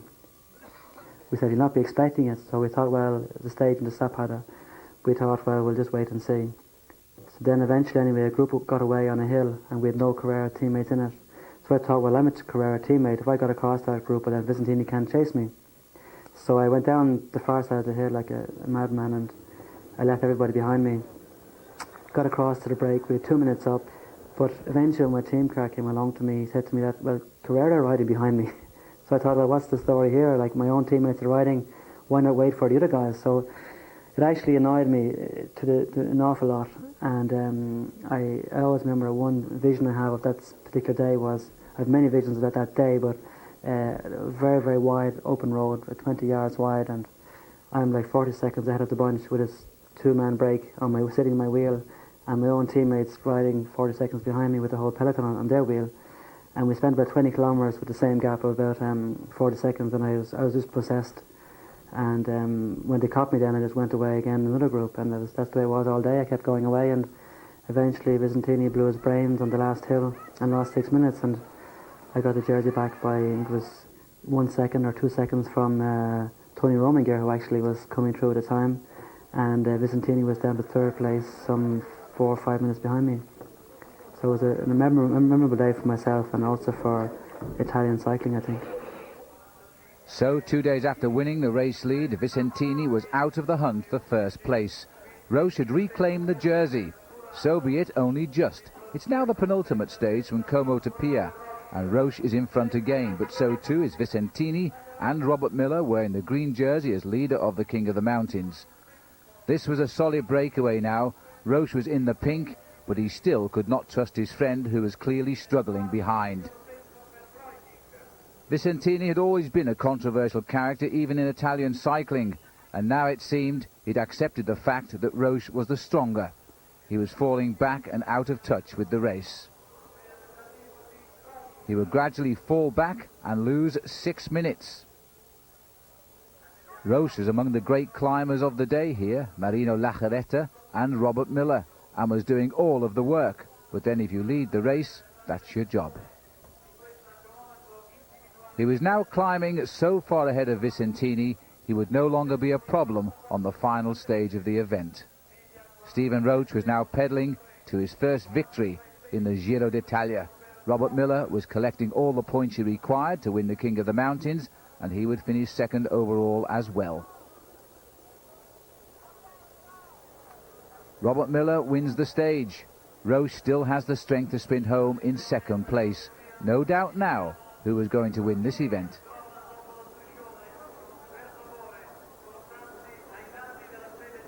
Roche saluted his public. Roberto Vicentini came in, losing that 6 minutes and indeed 21 seconds.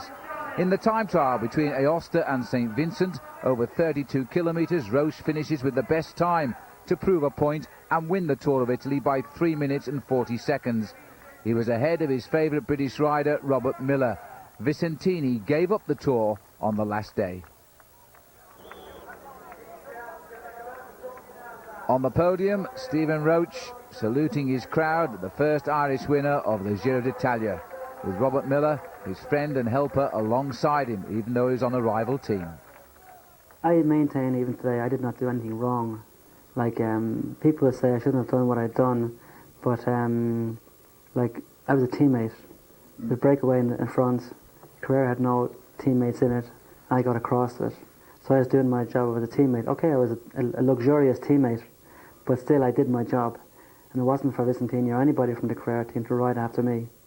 I always maintained we all had the same jersey. Didn't matter whether it was Jimmy McGee or Stephen Roche. If we had the same jersey on, we rode for the same prize.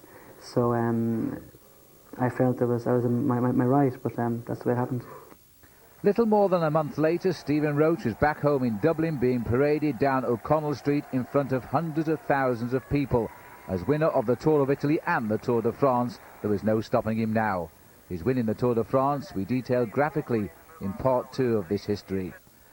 Roche was now a superstar and ready to show his talent off again in Dublin in another city centre race.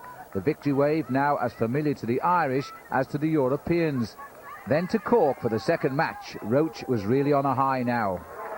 Look at the face of Roche here. This is the last lap, and this race is so much alive now. Harris, 3/4 of a lap to go. Roche still leads. Everybody happily safely around that bend. Stephen Roche now takes the lead. Kelly looking to pay. Oh, Kelly almost hit Stephen Roche. Kelly goes through the inside. Mark Walsham's on his shoulder. Mark Walsham's gone all down. Roche has gone down. Walsham's gone down.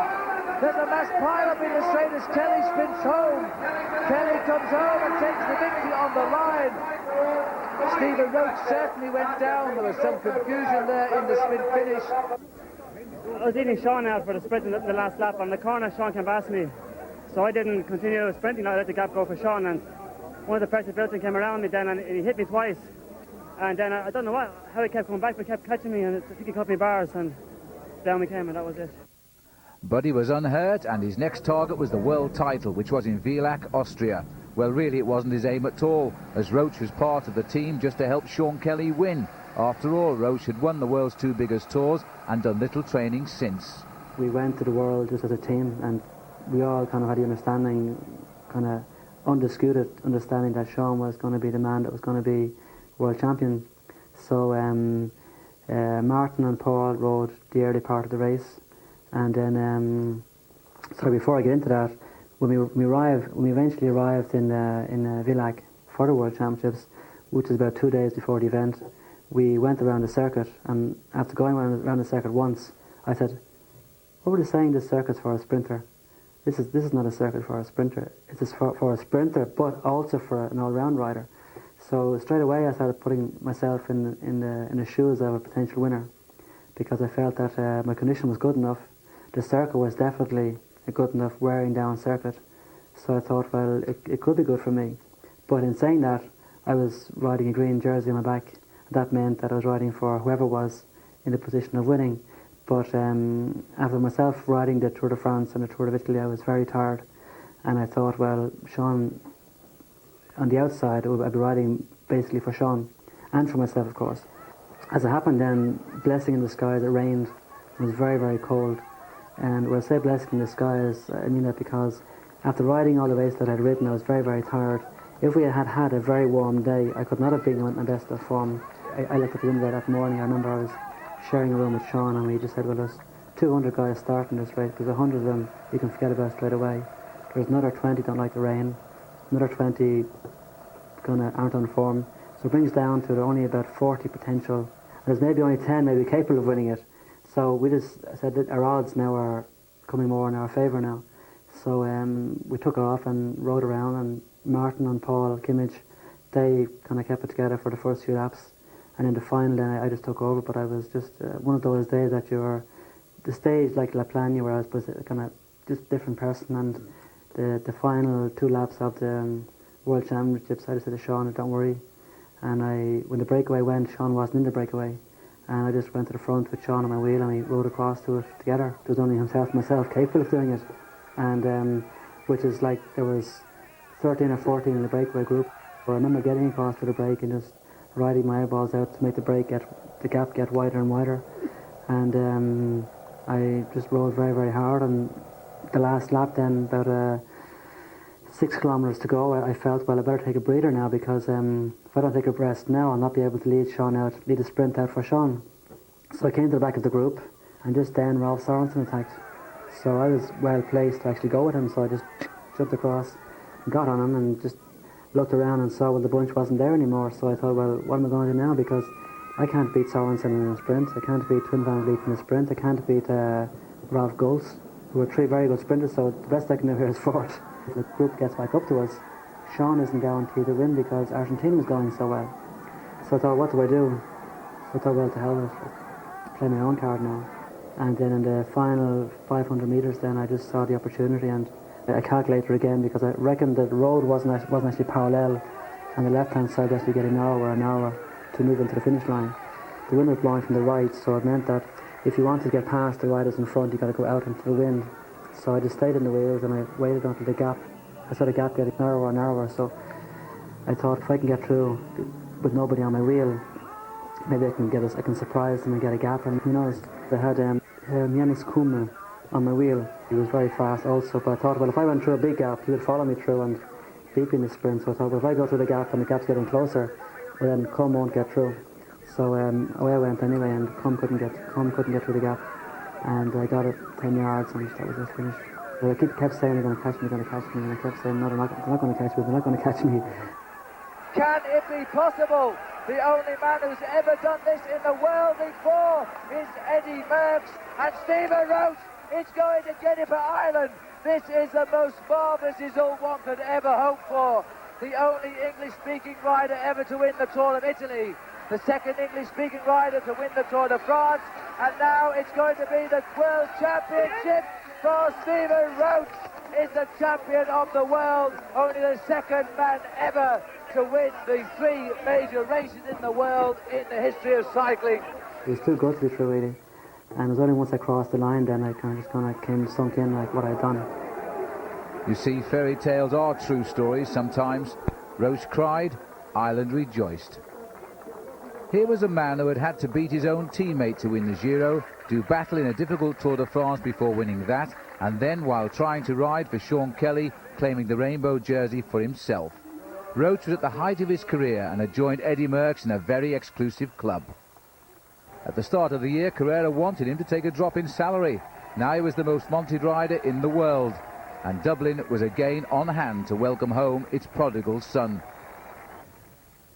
He was now commanding pop star status, and just about everybody was wanting to speak to him. That's the body of Stephen Roche. Welcome back, champ. Thank you very much, Jimmy. Great to be home. The Nissan Classic in the fall of 1987 just had to be special. Where better to continue a fairy tale story than in the setting of Kilkenny Castle? I think all of Ireland stood on the roadside to see Roche and Kelly, who between them had now won just about every major race in the world. This little country had eclipsed a sport to which it had hitherto known nothing about. The world's 2 greatest bike racers, Mr. Kelly and Mr. Roche, Mr. and Mrs. Kelly and Roche.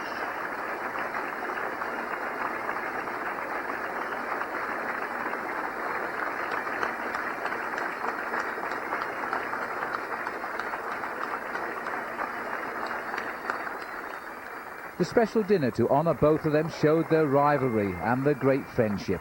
They were both winners.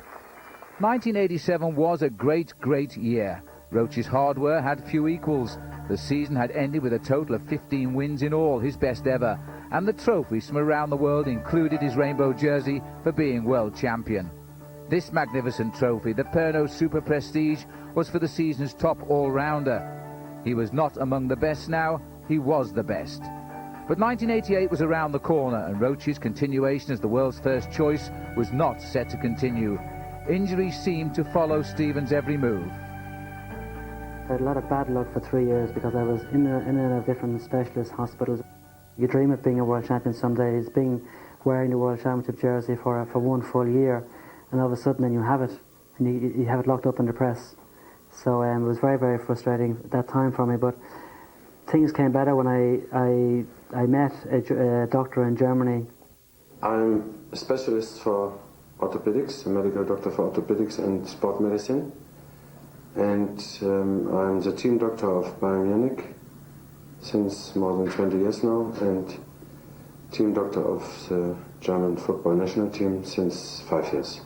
And he said to me, I think I can do something for you. I said, well, I've heard that before. So he said, come to my office tomorrow in Munich and I'll have a really good look at you. Next day I went along to Munich, had a talk with him. He brought in his physiotherapist, his masseur, his chiropractor, and they all had their 10 minutes kind of scrutinizing my whole body. So eventually then anyway he had a little meeting with his personnel. They had a little chit-chat between them, and he came back and said, I think we can cure you. He came in May 88, I think, the first time, and he suffered from the pain of an accident he has had in August 87. So he couldn't train, and take part on races for several months, and it was a problem of the left knee. The pain mostly was caused by the capsule and by a damaged cartilage, and the consequence was that he couldn't move and he couldn't work with the left leg, so the muscle was atrophic and he had no power. So he said, because you've told me you've been to Italy, you've been to Spain, you've been to France, and nobody's cured you. Before you go home and say the Germans haven't cured you, I want you to give me my chance. In 10 days' time, if you have no difference, you can go home and say I haven't cured you. But till you give me a chance, I want you to stay here. So I thought that was very, very brave of him. So I said, okay, I'd stay there. So I stayed for 10 days, and after 10 days I started feeling better. Our therapy means a treatment of all the body, not only the brain, not only the knee, but all the body. That means the spine, the hips, the muscle of the upper left leg, and the same on the right, and but mainly to lower the inflammation of the capsule of the left knee, and to help to regenerate the cartilage. And the whole treatment lasted 6 months, because it was either getting an operation and having the risk of it not working out again, or else sticking with this guy, who meant I was able to start riding my bike again and getting treated at the same time. The end of the career seemed to come when he was here the first time, and after a long while of treatment and long hard training, he could ride for more 5 years, I think. No wins after much of 1988 was lost, but hopes were high in the Nissan Classic after Roche had finished 6th in the Tour of Britain. But a fall again and a further aggravation to his left knee, and Roche's progress had been halted once more. His World Championship defence in Belgium had seen him finish only 75th, and the man who only 12 months earlier had been feted by his public was now back on Irish roads, a shadow of his former self. There wasn't anything left to do now but to finish the Irish race in 8th place and hope that 1989 would be kinder. Sean Kelly had now won the Paris-Nice race 7 times, but this season would see Roche again showing his early form. He refused to give up, and in the race to the sun would clash with a rising star called Miguel Indurain. The Spaniard was to become arguably the greatest ever rider in the time trial. But as he raced up in the leader's jersey in Paris-Nice, he was having to bow to Stephen Roche, who knew all about conquering the Col d'Ez. The Irishman had finished the short prologue time trial in Paris with an almost identical time as Indurain, but here he was again inspired, and he would beat the future 5-time winner of the Tour de France by a handsome 32 seconds, losing Paris-Nice by just an unlucky 13. In the Tour of Italy, riding now for the Spanish Fagor team and with no Vicentini at the start, Roche was still a man of strength. In the mountain time trial from Madricio to the top of Monte Generoso, Roche was battling close to his best again. He was lying 7th, just 42 seconds off the leader's jersey held by Laurent Fignon. But although Roche would finish 4th, he couldn't quite get enough time back to earn the Maglia Rosa of leader. The stage was won by Lucho Herrera from Colombia, who beat Roche by 53 seconds in Milan. The Irishman would finish a creditable 9th. Roche's knee had withstood the rigours of the Giro d'Italia.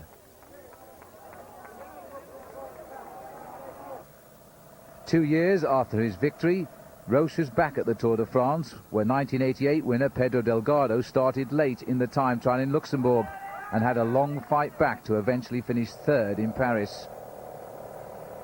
The stage was won by Eric Breukink, while Delgado, with time added on, finished almost last.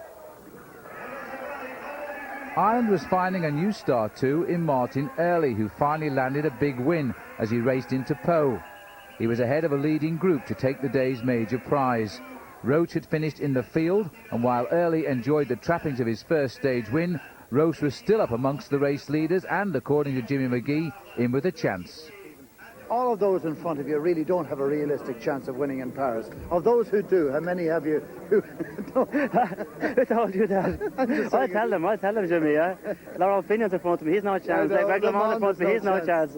No, but sure, there's a lot of lads like Sean Yates and these guys, they're going to be getting blown out today. But I may move up a few places in general, but that means I have to be in the front myself. So, like at the moment, I'm very anxious this morning because I don't know what's in store for me. Because in the Giro, when I hit these kind of mountains, I wasn't performing. I was performing a little bit underneath the other guys, and it wasn't enough to be in the front and the top. So, I'm a little bit anxious now this morning. Are you saying today is the first big test for you then? Yeah. For the time trial, I was very happy with my progress, but the mountains still stay the mountains, and there's no mercy in the mountains. You're either on form or you're off form. If you're off form, there's no mercy. The mountains are great levellers, and Roche had had a bad time of them on the road to Cotteret, where Miguel Indurain had won. Kelly had even finished 4th, and future winner Greg LeMond was 8th. Roche was unhappy now. He was losing his chance to win again. I hurt myself a lot yesterday to finish the stage, and today is a much more difficult stage, so it's not possible. When did you start feeling it as bad? Like, did you feel like you should have stopped? No, yesterday I hit my leg off the handlebars, and I started feeling very, very sore, but it was very sore all day. So, but I wanted to finish. I thought maybe it's only a small bruise that when I get home, put ice on it, and I was finished. But last night it was still very sore, and the doctor came and said, "Oh yeah, but you see in the morning." And each doctor's just left now, and he said it's not, if it's a flat stage, it's no problem. But because of today being a very mountainous stage, he said it's not good to continue. So Stephen Roche was out of the race, his knee injury continuing to ruin his career, which in 1987 had seemed unstoppable. Second again in Paris-Nice in 1990, he was back in 1991. The organisers loved him for his devotion to their event, and here he was launching an attack on the Col d'Ez time trial. However, Tony Rominger, the rider who had come close to him in the Giro, was now the dominant man of this race. Roche tried his best up the climb and was beaten only by the Swiss rider, and indeed by just a single second. A common margin for Roche in this event. Roche finished 4th overall and could take heart again. In Spain, Roche was again a winner in the Catalan week, where he finished the 5-day race 3 seconds ahead of Manuel Fuerte. It was an indication he was on his way back. 12 days later, he was back in France in the Critérium International, a race which carried a lot of prestige if you won. Roche was never the leader of this weekend event, the first day being won by Frenchman Charlie Motet. A brief incursion into the countryside could have been avoided, but it made no difference. In the time trial, Motet faded, and the stage was won by the Russian Slava Ekimov. Roche was again proving his ability in this speciality. He was only 2 seconds slower than Ekimov over the 12 kilometres, and that was enough to convert into a victory overall. He finished 18 seconds better than the Frenchman Gérard Rouet. 1991 was looking good.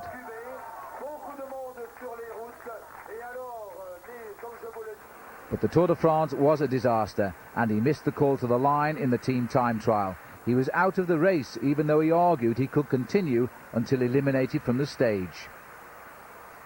But he was there again a year later, and back with the Carrera team with whom he had shared his finest hour. Perhaps overall victory was now out of the question, but there was still the chance to win a stage and remind everyone you are still very much around. Roche launched a searing attack as the finishing line approached, and with his talented turn of speed, he hunted the rider in front who had attacked minutes earlier. Before a packed house, he hauled him in, and it looked good. The race was arriving in Holland from Belgium, but the Valkenburg finish was at the end of a long straight, and the Frenchman Gilles de Leon had read it better. He caught Roche with enough time in hand over the rest to wait just a little before opening up for the line. Roche was tired, and the stage for him was lost. De Leon won the day, and Roche got second. But 10 days later, and still in the same race, Roche was out for that win, and no one would stop him this time.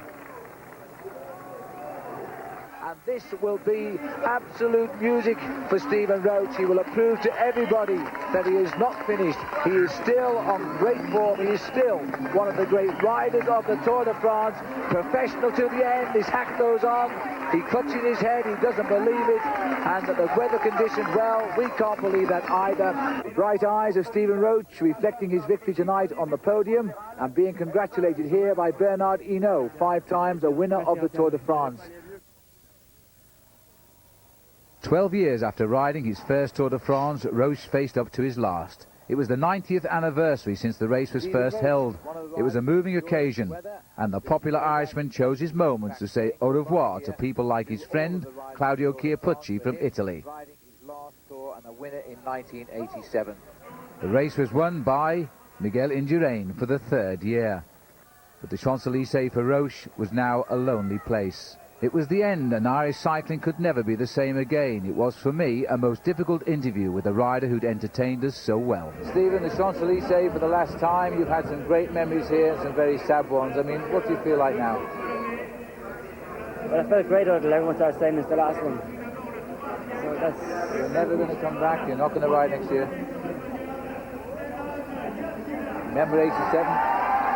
You do, of course, but you've always good and bad memories, but they're all part of the career. So you know exactly how Miguel Indurain feels today? You see now how I feel.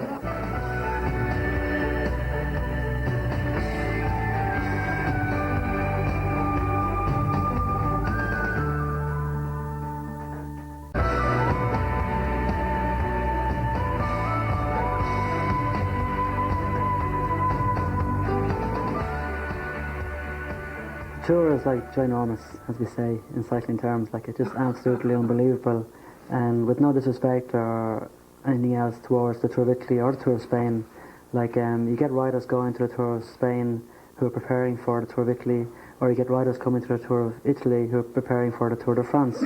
But in Tour de France, anybody who is anybody, la creme de creme, is in the Tour de France, and everybody is there with the same mission, and that is to help their team leader win the Tour de France. So contrary to the other Tour of Spain or Tour of Italy, the big guns are firing for the Tour de France. So it makes it a little bit faster, a little bit harder.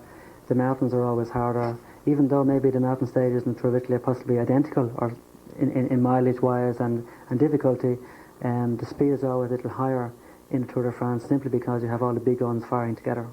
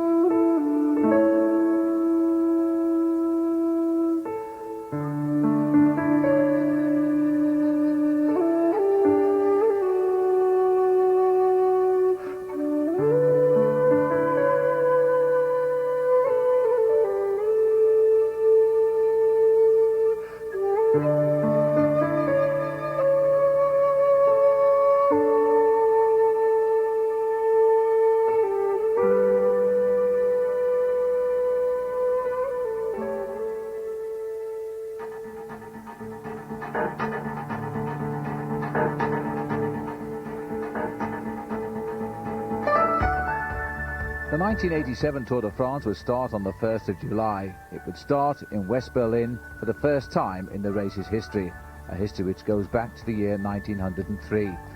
After a couple of stages on the German side of the French borders, it crossed into Strasbourg and then headed due west through Epinal, Troyes, and passing just beneath Paris, where it would finish in 3 weeks' time. It then continued to go across to the west of France. Once there, it would head south, going down through Futuroscope, Chaumet, and finally to Bordeaux. In the field this year, Robert Miller, the only British rider ever to win the King of the Mountains in this event. The big field, by tradition, usually finish in a big sprint at Bordeaux, but then they know after that the going gets tough. The race leaves Bordeaux, heading on to Bayonne, where it goes into Pau and into the Pyrenees. These magnificent pieces of granite which have so often shaped the Tour winner of each year. The finish at Les Ardennes would then be an exit from the mountains. People like Phil Anderson could expect to have a rough time here.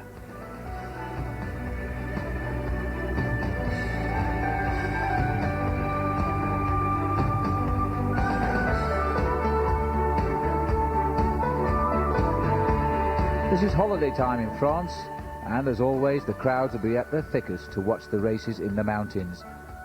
The last week of any tour is always tough. Having climbed Mont Ventoux, it's then into the Alps and Alpe d'Huez itself, a finish at La Plagne, another mountain. Then the exit made via Morzine on the Swiss borders and up towards Dijon. This is where the race is certainly won or lost, where riders make it or don't.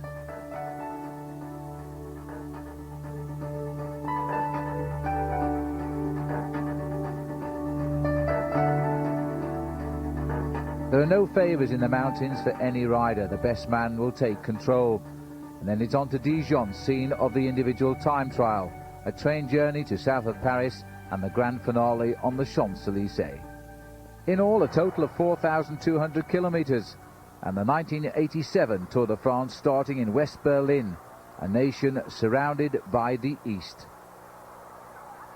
The prologue time trial of 6.1 kilometres, this was Phil Anderson, started and finished in the Kurfürstendamm. The weather was fantastic. Phil Anderson, riding in his 7th Tour de France, had worn the yellow jersey in 1981 and 1982. He was now trying to make a fast start in the opening effort of a long race. Phil Anderson was the first Australian ever to wear the maillot jaune. He did it in 1981 and in 1982. In 1983, he climbed with the best, and he finished in Paris in 9th place overall.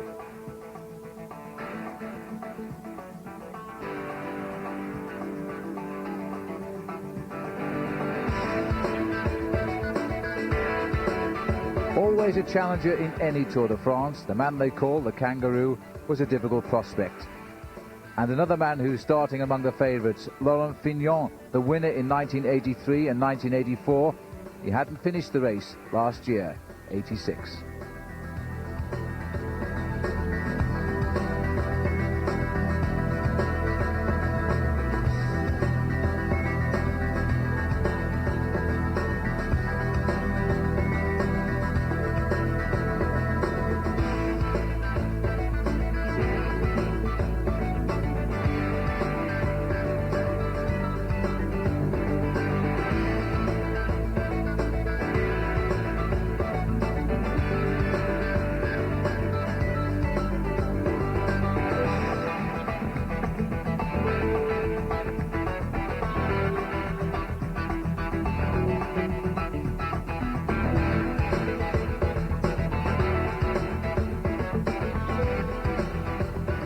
Phil Anderson continued his effort. He would cross the line with a time of 7 minutes and 32 seconds, good enough in the end for 63rd place.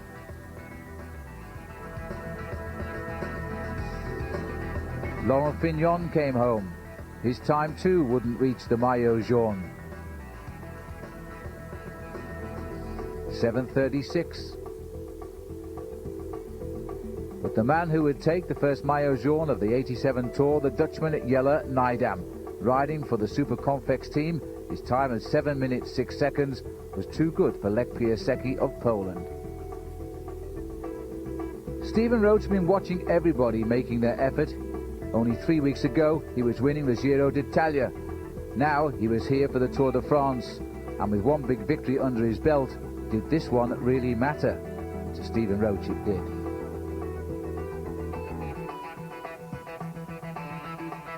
The Irishman, wearing number 11, a number which had won the Tour de France before, now knew he was on a mission. Slipping through the gears on his streamlined time trial bicycle, with memories perhaps of the Maglia Rosa, the leader's jersey of the Giro d'Italia, in the back of his mind, he was now a star in his own right. In 1985, Roche was riding alongside the American Greg LeMond in the Tour de France, who was trying to attack his own teammate Bernard Hinault to take over the leadership of the Tour. LeMond was clearly told by his team manager, "You must wait for your team captain Hinault." LeMond didn't want to, but he did. So back to the 87 time trial. Roche was doing extremely well. The time checks were saying he was close to stealing the first leader's yellow jersey. Nijdam had finished with the best time so far. Lech Piasecki was second. Roche hits the line, third best time.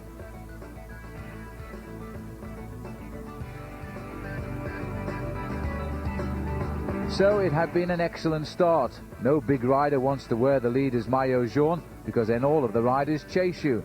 Roche was lying in a very handy third place overall, 7 seconds behind Nydem and ahead of Bontempi and Jericho. Laurent Fignon was only 72nd, Anderson 63rd. Jean-Francois Bernard was the best man, placed in 7th. The tape itself was cut to start the Tour officially next day outside the Brandenburg Gate. The other side was East Berlin. This was a stage of 105 kilometres. There were 207 starters this year. The prize list was in excess of £600,000. For every stage win, you would receive £1,800 and a car. 20 nations were taking part. They were all grouped into their trade teams, 23 teams of 9 riders on each one. Yellow Nydam was the man to lead the race for the first time. The Maillot Jaune at least his briefly. But everybody knew Yellow Nydam would not win this Tour. He hates the mountains.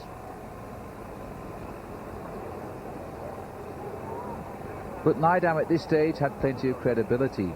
His father Henk had been a top cyclist as well. The race stayed within the confines of the corridor. This race would only be seen in the west. Stephen Roche was settling in now, knowing he was in third place. Laurent Fignon wasn't too worried, although he'd lost a little bit of time in the prologue time trial. These are early days in any Tour de France, days which are normally left just to the sprinters to snatch the small time bonuses in the hope that for a while at least they will wear the leader's yellow jersey. The big boys, the men who are thinking long-term like Paris, try to keep out of trouble and just look after themselves well.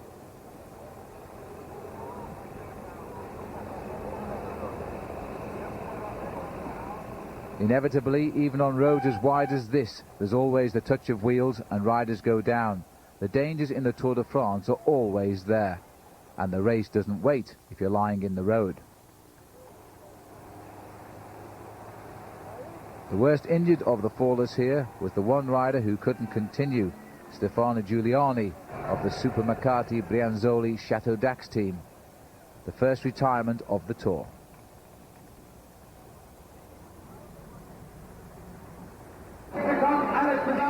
But the sprints continued afresh, and this time, coming up to the line, it was another Superconfex rider, Nico Verhoeven, who was taking the stage out. The big sprinter had landed the result in 2 hours 11 minutes and 33 seconds. But the new race leader, because of the time bonuses, was the rider who'd finished second in the time trial. He was now number 1, the first ever Polishman to lead the Tour, Lech Piasecki. How fitting when you're just next door to the Eastern Bloc nations. Verschuren was up to second, Nydam was third, Bontempi and Simon. Roche had slipped away to 9th now, Bernard dropped 7 places to 14th, Anderson 68th. Laurent Fignon didn't seem too worried about his current standing in the Tour de France.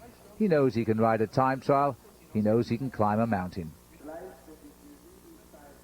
He's also managed by Cyril Guimard, the man who's trained more winners of the Tour de France than any other manager, so he could place his faith in him as well. One of the most important stages for the strong teams of the Tour de France is the team time trial. It's when all of the teams start together. The time is taken on the 5th member of the team to cross the line. There's no good riding off by yourself because the watch keeps on running until that 5th man comes home. So the strong men are only as good as the 5th man on their squad. The times count towards the individual standings in the race, so they want a good time. Laurent Fignon knows now a good time here could accelerate him up the overall classification. The System U team are always a strong team here in this type of race. Marc Madi, Yvon Madio, Pascal Poisson, Laurent Fignon, they're all in this race. The Fago team was in with a time of 46.43. System U were beating that time.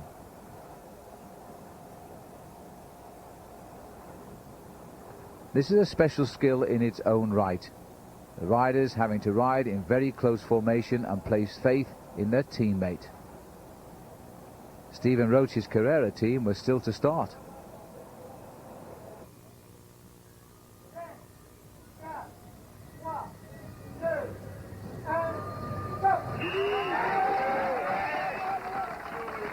Team starting in the reverse order of the individual classification, which means that Lech Piaseki's squad will be the last to go.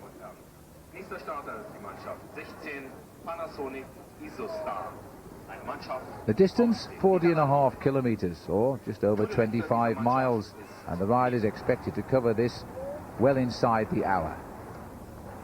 Roche's Carrera squad, looking a tightly knit formation and riding very quickly indeed. Chance perhaps for Stephen Roche to take over the maillot jaune. He was in the multicoloured leaders jersey here of the combine competition. It's a strange competition. It means you're at the top of nearly all of the small competitions in the Tour de France, including, of course, the race for the yellow jersey. Lech Piaseki's squad were anxious now to try and defend the lead for the Polishman. Roche's Carrera squad were known for their ability in the team time trial. So too the Panasonic squad of Phil Anderson, rarely ever beaten at this discipline. They were being led here by Henk Lubeding with the long flowing locks. The arrival of System U. The CAS team were already in, and now System U are rewriting the leaderboard. Best time, 45 minutes, 27 seconds, so Laurent Fignon's team had done well.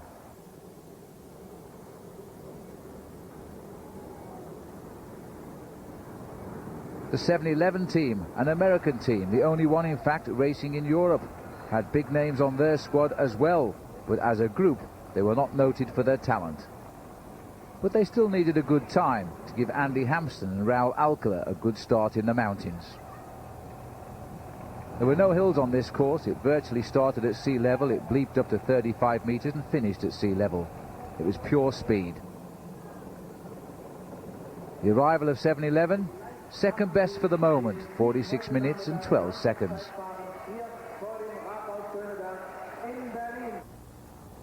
Roche's Carrera squad were looking very workmanlike out on the course. Time checks were saying they could win this. 42.06 for Carrera and counting. Del Tongo were the team who were already in. It was going to be a close run thing.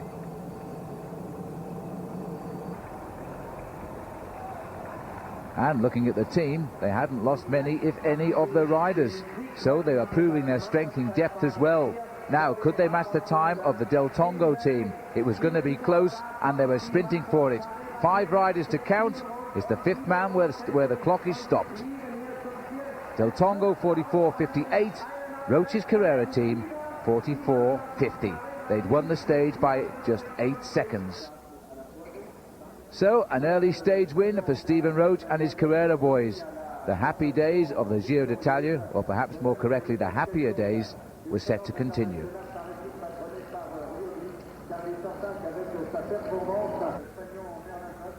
Overall, though, there had been no change. Lech Piasecki was still the leader of this tour by 13 seconds now, with Roche still lying in 3rd place.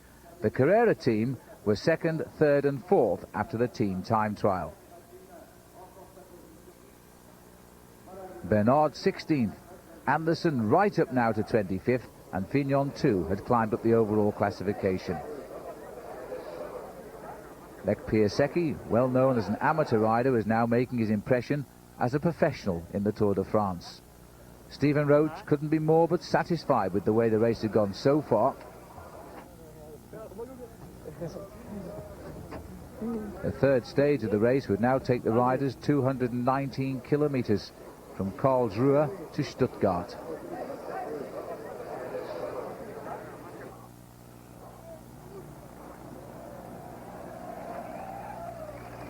Germany have been an amiable host for this race. The crowds have been big, the weather had been glorious, and the racing have been excellent.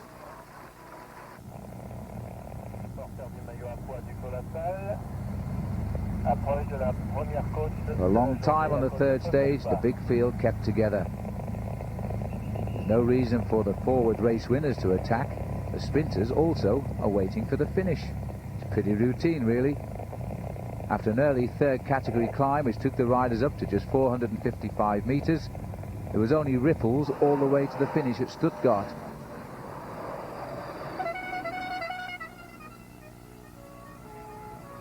Then a small breakaway succeeded. And it was the Panasonic team of Phil Anderson who was trying to bring it all back together again. This was Eric Mackler, the Swiss rider for Carrera. Could it be that soon they would have a yellow jersey on the shoulders of someone in the Carrera team?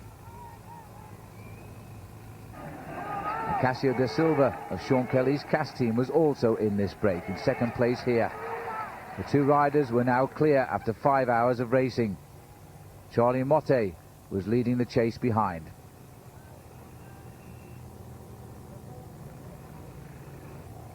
The small hills leading into the finish of Stuttgart had helped the two leaders escape the big pack.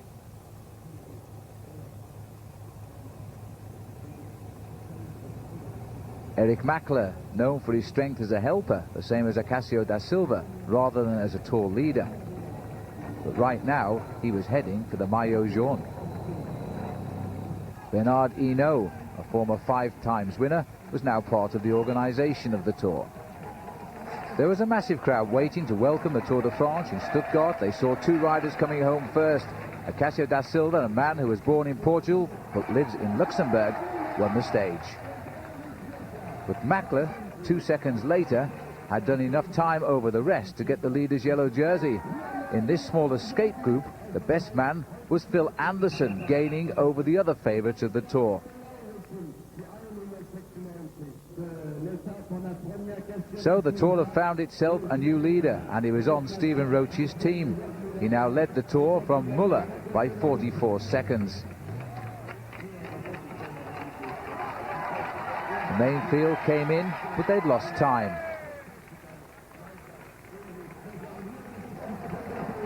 So Mackler was the new leader, De Silva was up to 4th, Motte was 5th, but the time gaps were big to some of the other riders. Anderson was now 19th. Roche, Fignon and Hampson had lost time, and this worried Roche. It concerns me just about, but if any more riders get away like yesterday, or if any of the riders that I thought that were away yesterday get away again, then it concerns me even more. So on the Sunday, 21 kilometres from the finish, the riders crossed in towards the finish at Strasbourg. They were now in France. The morning stage of some 79 kilometres had taken the riders away from Stuttgart to Pforzheim, and the stage winner there had been Herman Frison of Belgium. He'd finished 1 minute and 28 seconds ahead of the field. Thus there had been no change overall, and the yellow jersey was still on the shoulders of Eric Mackler. Again the dangers of the day, a touch of wheels and a mass pile-up, but none of the favourites were delayed, and the race streaked on towards the end of the 112 kilometre stage from Pforzheim down into Strasbourg. The Carrera team were working hard, not yet for Stephen Roche, but for Eric Mackler. And as the race sped on, one rider did get slightly ahead of the field. His name was Marc Sergent, a regular rider in the Tour de France, also a Belgian. Sergent went on to win the stage, while Eric Mackler continued his lead in the Maillot Jaune. Overall, well, there was no change. The time gaps were still remaining the same. All of the riders on the last two flat stages finishing together. Roche, Fignon, Hampson still a little bit off the pace. The sixth stage of the race encountered the first climbs of this year's Tour de France. The climb, a first category mountain, coming at round about 60 kilometres on the 169 kilometre stage between Strasbourg and Epinal. Le Champ du Feu was the big mountain. Raul Alcala, he was 2 years away from becoming the first Mexican rider to win a stage in the Tour de France, which he did when it went to Francorchamps in Belgium in 1989.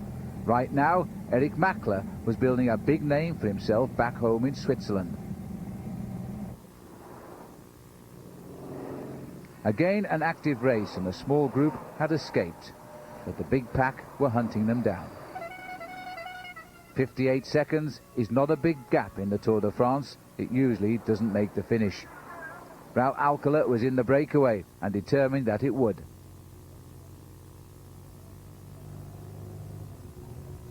They were all over the mountains now. Christophe Leven, a young domestique for the System U team, and his team leader, Laurent Fignon, was in the breakaway as well.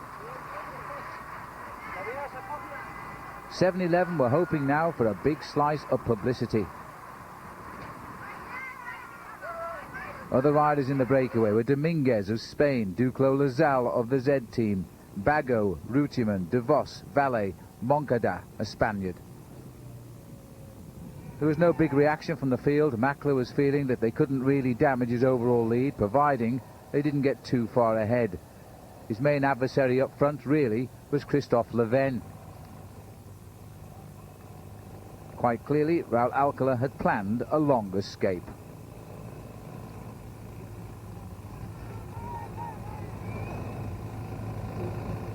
Slowly but surely, the gap opened. It was now almost 6 minutes.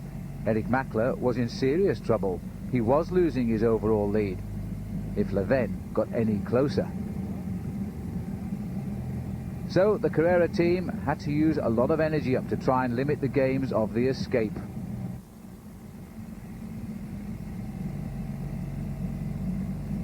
Stephen Roche was the only noted Carrera rider keeping off the front, saving his energy perhaps for the weeks that lie ahead. 8 minutes now. The gap had given the overall lead to Christophe Leven. Nicky Reutemann was driving the escape. Leven was sitting at the back dreaming of the maillot jaune by the finish. Raul Alcala, who can climb, was making good progress as well. Laurent Fignon was discussing it with the Carrera team, but he had a problem. His young teammate Christophe Leven could soon be in yellow. That was a happy thought. The Carrera team were now doing the job well. The gap was slowly coming down.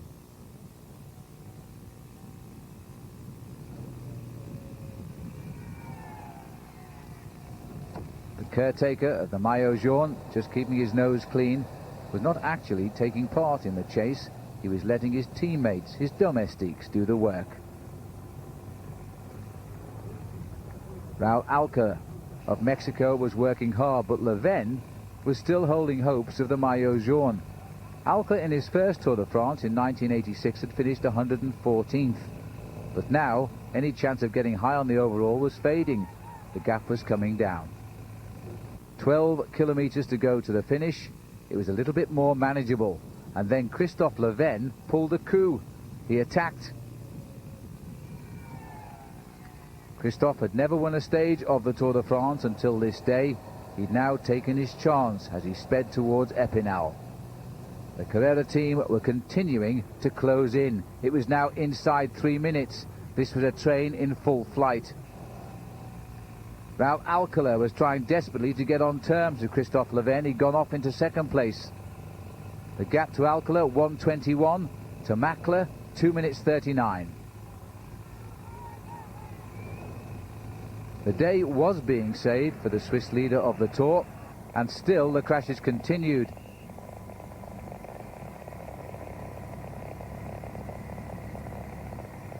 The riders picking their way through fallen men. This was a Tour de France which was clearly going to be unhappy for a lot of them. Number 127 there was Frank Hoster, a former winner of the green jersey for Fagor. Davis Finney, the big sprinter on the 7-Eleven team, was in trouble. Steve Bauer, the Canadian rider. This crash had caught one or two of the bigger names. And that crash really hurt Finney. He had no time to worry about it. He just had to get on and ride. Riders who don't finish the Tour de France within the time limit simply get eliminated. And the man who would do the eliminating, Christophe Leven, he got his stage win. Now he had to wait to see if he got the yellow jersey. The chase was still furious behind. Even Mackler now realized if he was going to keep his maillot jaune, he had to give a hand himself. Alcala had finished second. The main field came in 2 minutes and 30 seconds later. So Mackler kept his lead. Leven had come up to second place, 36 seconds back, but the other teams now were getting an easy ride. I made a little back far, but then I'm not the boss. But you'd unload it if you could? Oh, definitely. Not so much to unload it, but it's because a lot of other teams are just sitting in the wheels doing nothing, and they will ride to the mountains like this in an armchair, and then in the mountains they will not even say thank you. By stage 10 of the Tour, Eric Mackler had led now for 7 days. as the race faced up to its first moment of truth, 87.5 kilometres based at Saumur and going to the futuristic town of Futuroscope. Sean Kelly was 7 minutes and 31 seconds behind, but he wouldn't be too worried at this stage. Andy Hampson of the United States waiting for the mountains as well. He'd already won the Tour of Switzerland and the Tour of Italy. Stephen Roche knew now that he could produce a good time here. He could really lay the foundations of a Tour victory. Sean Kelly has already shown to us over the last couple of years he can ride the time trial now. He can be a challenger as well as a man to race for the Sprinters jersey.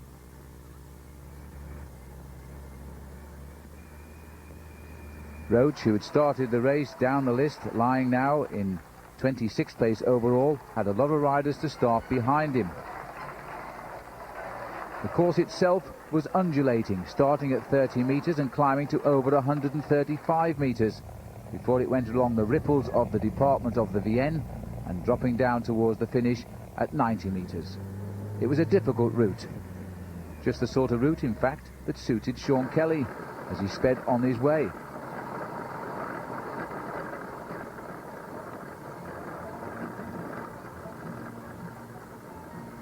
Charlie Motte, a future hope as a winner of the Tour de France, like indeed Stephen Roche, had yet to prove he could do it. Andy Hampson in his first Tour de France had finished fourth. He knew he could do it, while Stephen Roche had the confidence of knowing he'd just won the Giro d'Italia. Roche was on a flyer. At every time check, it was clear if he could survive to the end, he was going to set the best time. The rider he was passing here was Jürgen Pedersen of Denmark, his teammate.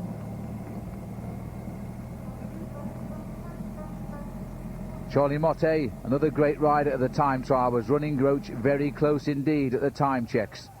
Kelly was slipping off the pace just that bit.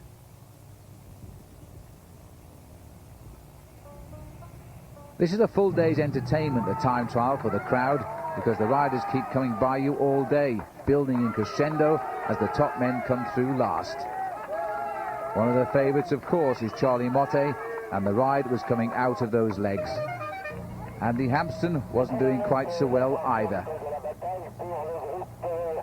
Stephen Roche, or as the French call him, Stephen Roche, was doing a great ride. Hampson comes home for the United States in 7:11, but his time would not set any world alight. 2 hours, 4 minutes and 31 seconds. The best time already in was Sean Kelly with a 2:03. Neither time would feature in the end. Then the arrival of Stephen Roche. Within the last 20 riders to finish, Roche had set the mark for them all to beat. 1 hour, 58 minutes, 11 seconds. That was the time now which nobody would reach. Stephen Roche didn't know it at this time, but he was laying the foundation for victory in the 1987 Tour de France. Roche was in.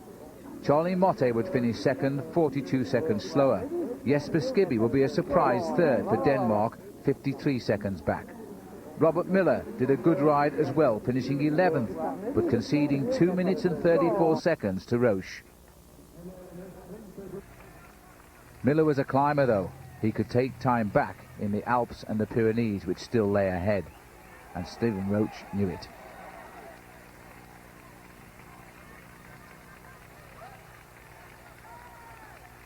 The Maillot Jaune of the Tour de France had had the sort of ride you don't want when you lead the race, and had finished only 16th, and as a result now his yellow jersey would go on the shoulders of Frenchman Charlie Motte, who finished with the second best time.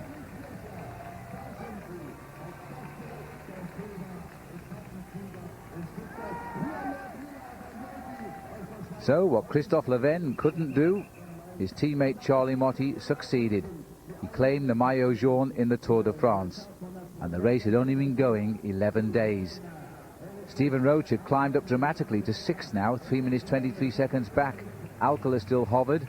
Fignon didn't improve much. Kelly was up to 36th. Back on the open road, the race left Poitiers, heading now for Chaumet. This was stage number 11, and Marshal Guéant, who won the stage, claimed the yellow jersey. Motte hadn't lasted long. Stephen Roche was now heading down towards the first rendezvous with the mountains, the Pyrenees, feeling very content with the way the race was going. He was lying 6th overall, 3 minutes 45 seconds, and ahead of the majority of the favourites for this year's Tour. The rides were now heading down to Bordeaux, always a long stage, 228 kilometres this one. And early on, the riders very rarely race, a chance for two Irishmen to have a friendly chat.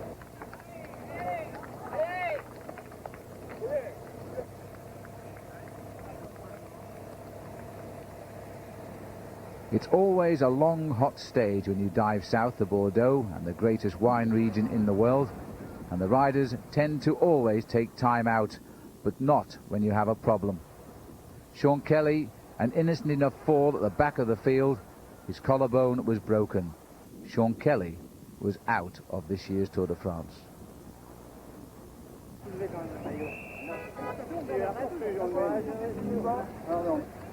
These were poignant pictures of the world's #1 cyclist for many years. Nobody in the Tour wanted to see Kelly leave like this.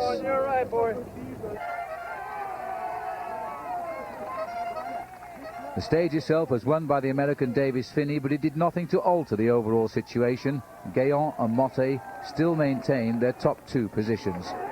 And so the riders continued now towards their rendezvous with the Pyrenees, heading away from Bayonne and towards Pau, 219 kilometres, and the mountains awaited.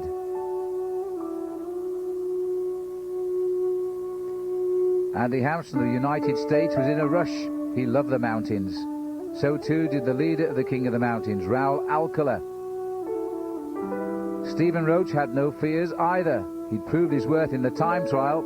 Now he could prove his worth in the mountains again. Little Charlie Motte, back in the leader's yellow jersey. He would struggle. Laurent Fignon, twice a winner, now wanting to reclaim the good old days.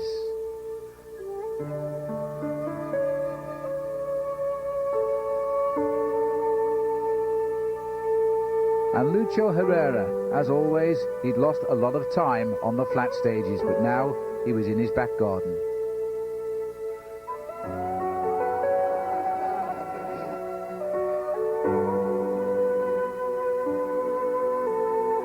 Share and share alike, unless it's the maillot jaune of the Tour de France. Jean-Francois Bernard has made no secret. He wanted it. The race went on stage 14 from Pau to Luzardidon, 166 kilometres, and the last 20 kilometres are all uphill.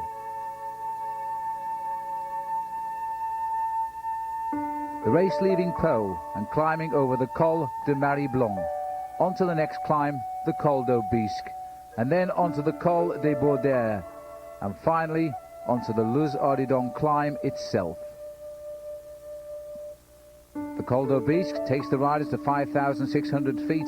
The finish climb will be at 5,610 feet.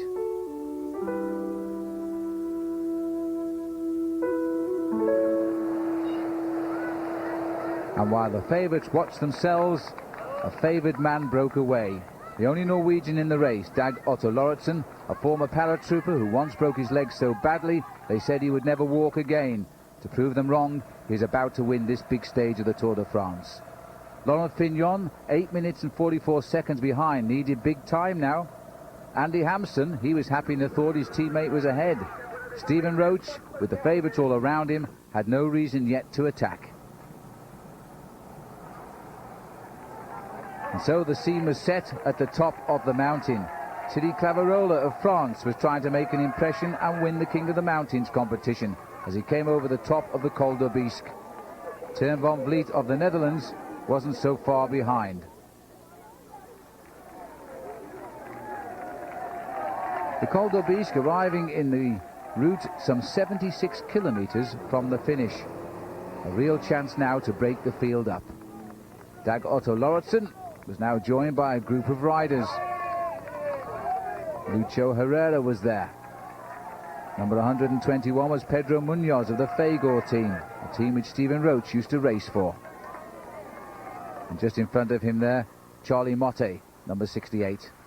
Over the top of the Col d'Aubisque, The long twisting descent. This isn't for the nervous. The mist you can see for yourselves. The riders must pick their way down carefully.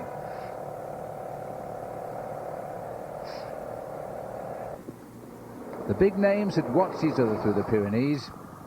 That's when they could see them, and they were keeping an eye on them all the way down the Obisque. They all knew that the real race would happen on the final climb to the summit. Almost 20 kilometers straight uphill.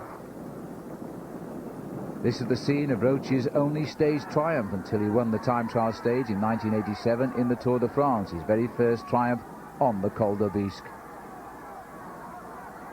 Down into the valley over the small second category climb of the Col des Baudets. They were now heading for the little town of Lutz-Saint-Sauveur, and that's where the climb begins. Dag Otto Lauritsen was putting in his move. For the moment at least, he was joined by Thierry Claverola of the RMO team. Claverola, known for his great climbing ability, they call him the Eagle of Vezel, which is on the outskirts of Grenoble. Teun van Vliet, certainly not noted for his climbing ability, was having a special day. All of the favourites, though, were staying huddled together. These were nervous moments. They were watching and waiting. Even Andy Hampsten, who would be a challenger in this race, was still waiting for the moment to move. So too Robert Miller, almost 7 minutes behind overall.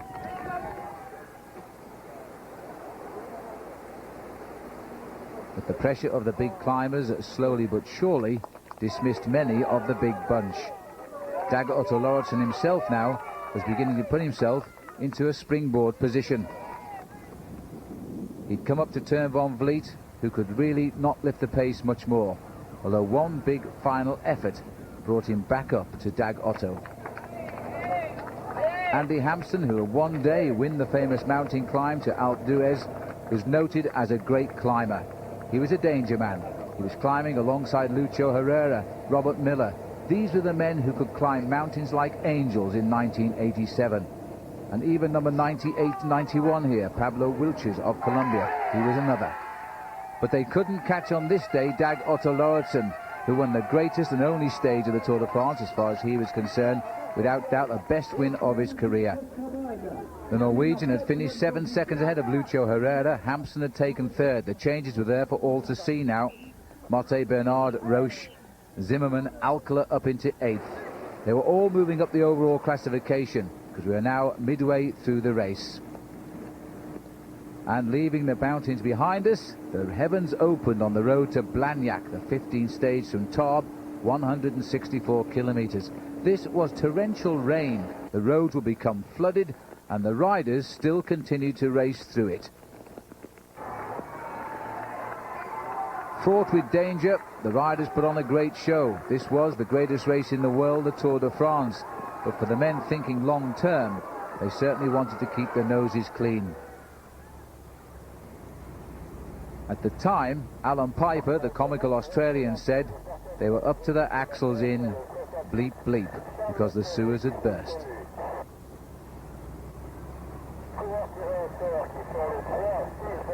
But despite the conditions, the race was very much under pressure. They were out to crack the spirit of Charlie Motte. They didn't stop racing just because the heavens had opened. Laurent Fignon was a man trying to push home his advantage. And the yellow jersey of Charlie Motte tried to keep him under control. At the finish, in a very dangerous sprint indeed, it was the German rider Rolf Goltz who snatched the stage ahead of Leclerc, and Martin Early of Ireland got third. Overall, there was no change, and Charlie Motte would carry the maillot jaune to the rest day. And the very next day, stage 18, the riders would rendezvous in the department of the Vaucluse with the big mountain Le Ventoux, the same mountain which 20 years earlier had claimed the life of the British cyclist Tom Simpson. 164 riders now faced up to the time trial.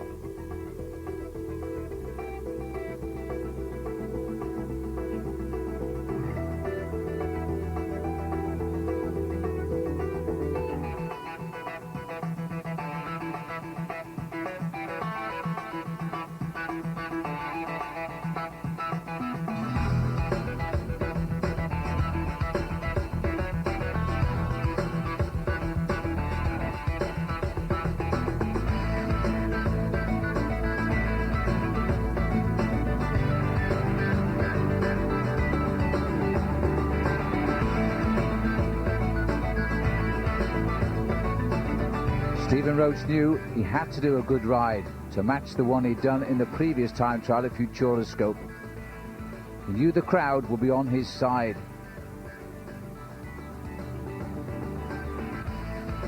Pedro Delgado, the angel from Spain, he knew too this is where he must play one of his key cards. He was one of the best climbers in the world. Laurent Fignon, twice a winner of the Tour, had to stay with the pace.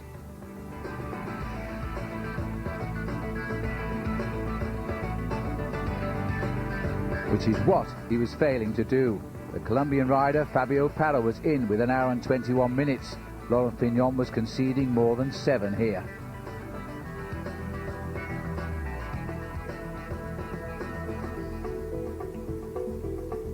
Lucio Herrera, according to the time checks, was setting the best pace on the climb at this point. It was expected.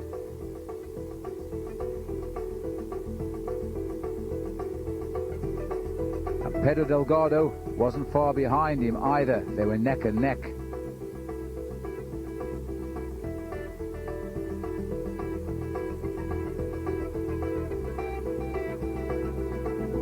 Delgado climbed up toward the top of the 1,910 meters of Mont Ventoux.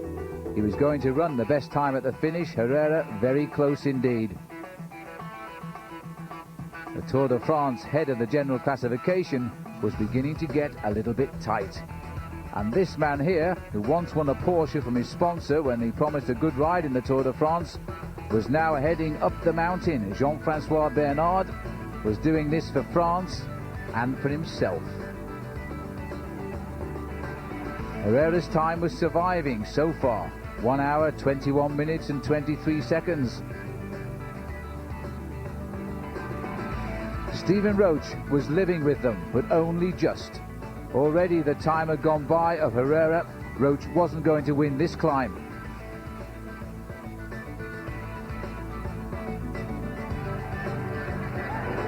Roche was now riding just to stay in the hunt for the Tour de France. Never mind take the lead. He rode with all the strength he could muster to the top of Mont Ventoux. Herrera was the best time thus far. Roche came in 4th fastest, and there was still more to finish. Jean-Francois Bernard gaining on Herrera's time all the way up the mountain. The best time, 1:19:44. Herrera was now second. Charlie Motte wasn't going to get near that. And so Charlie Motte's yellow jersey was now in danger of moving over to another Frenchman, Jean-Francois Bernard. And that confirmed it. It just moved.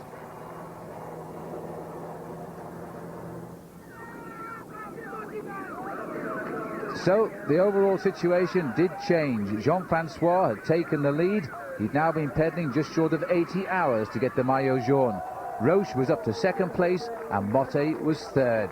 Delgado was 4th, Herrera 5th, Miller 6th. They were all climbers. There were plenty of climbs still to come. Wait and see how he is in the mountains, and there are 3 really hard mountain stages to come: Tuesday, Wednesday and Thursday. And I think it's on one of these days that I must watch him and see how he is. And if I see one day he's weak, then I must go for it on one of these days, because there's no point in going to Dijon at the time trial next Saturday and hoping to get a minute out of him, because it's not on.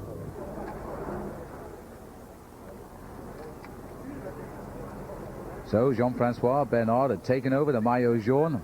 Roche, who said to me at the time, I didn't win the Tour today, but I hadn't lost it either, was at 2 minutes 34 seconds. But this was still a good Tour for Stephen Roche. As Paul Sherwin here, pinning on his jersey, well, making it just that little bit smaller. Roche was losing weight. Pedro Delgado was still there, still dreaming of victory at 3 minutes and 56 seconds. Well, it may look pretty on him, but Stephen Roche had other ideas for it. But now is the time that now if we see he's on a bad day, or we can leave him behind a little. Nobody waits now. So we move on, and now staying in the department of the Drôme, as the riders covered 185 kilometers from Valréas to Villard-de-Lans. There were still 164 riders surviving in the Tour de France. Jean-Francois Bernard had achieved one thing: he'd got the maillot jaune. Now all he had to do was keep it. This was a hilly race, especially in the last 90 kilometres, with 2 first category climbs and 2 seconds and a third. It was going to be a hot day for Jean-Francois Bernard.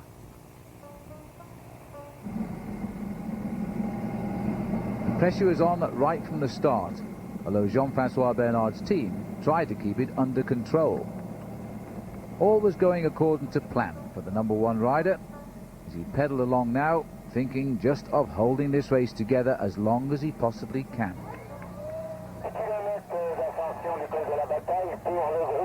The climbs began. They began with the climb up to 1,140 metres of the Col de Tourniol. Laurent Fignon, a little bit off the pace, overall was still with the leaders. Stephen Roche, though, was beginning to get ready to turn the screw. Delgado would be happy to do it with him.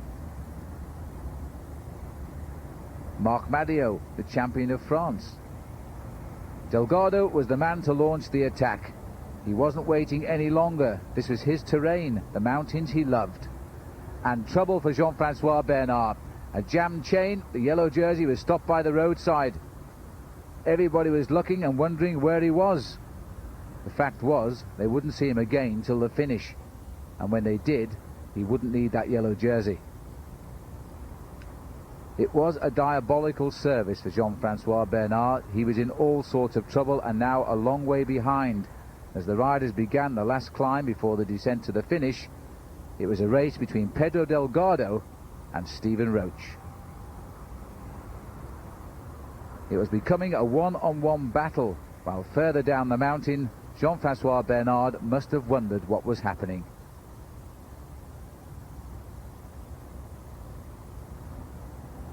In the Tour de France, you simply aren't allowed to make a mistake. The riders always punish you for it, and if they don't, the race does.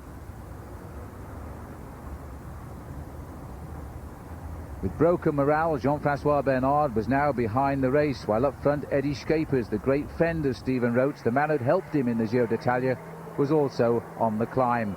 But in the sprint for the finish, Pedro Delgado outsprinted Roche by just 3 seconds. He got the stage win. But for Stephen Roche, he got the maillot jaune. Roche was now seeing his main adversary for the 1987 Tour de France finish 3 seconds in front of him. He may not have known it at this moment in time. The job couldn't have been better done by the 2 top riders. They couldn't have imagined that Jean-Francois Bernard would finish 4 minutes and 16 seconds back in a group which also contained Andy Hampsten. And by consequence of that, Stephen Roche was now ahead of Charlie Motte by 41 seconds. Delgado was third, a minute and 19 seconds back. Poor Jean-Francois Bernard was now fourth.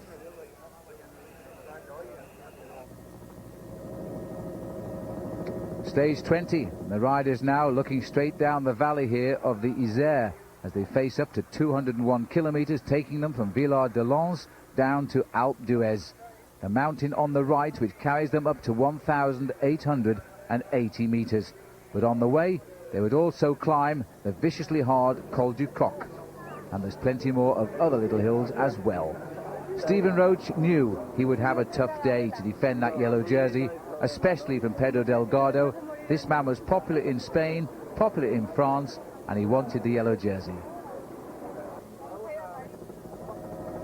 The 152 riders now faced up to 3 very, very tough days in the French Alps before going north up to Dijon for the time trial.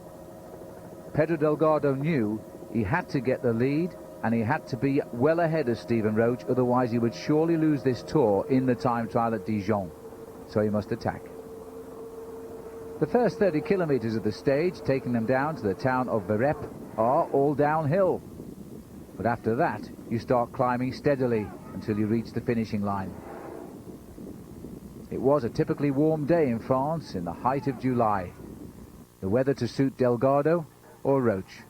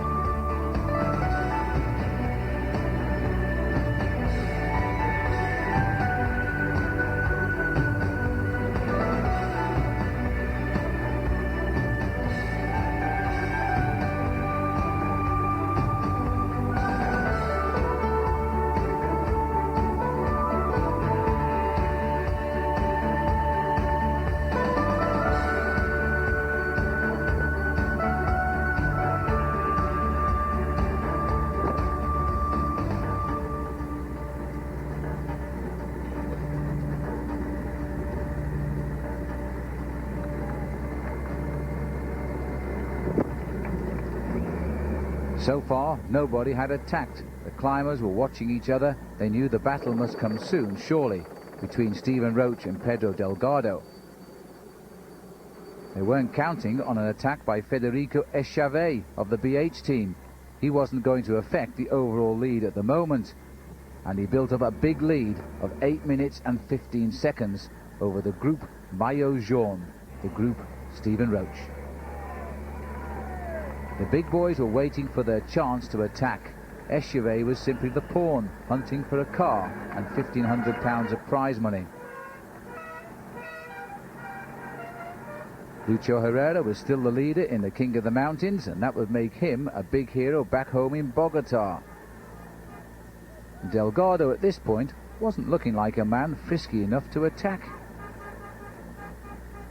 But as always, showdown is on the mountain of the Alpe d'Huez. It's a shrine for cycling, and as the climb starts, the big men always attack. Herrera and Delgado were no exception. Stephen Roche knew the climb too. Now could he control them? He was certainly making the effort. Delgado couldn't hold Herrera, who accelerated into one of the many hairpin bends.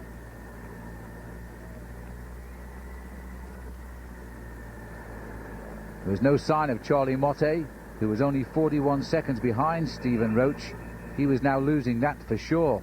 Delgado, at 1:19 seconds back, was hoping to wipe out not just Motte, but also the man in yellow, Roche. Roche was now in trouble. The pressure of the day was getting to him. Delgado could sense it and was attacking as best he could. One by one, he was picking the early attackers off. He was climbing a lonely trail along the hairpins of Alpe d'Huez. This was his moment. He even found the legs to ride back up alongside the man in the polka dot jersey, Lucho Herrera, who during this period of his career was the finest climber in the world. Roche continued to climb on his back wheel, Marino Lajareta, another great mountain climber.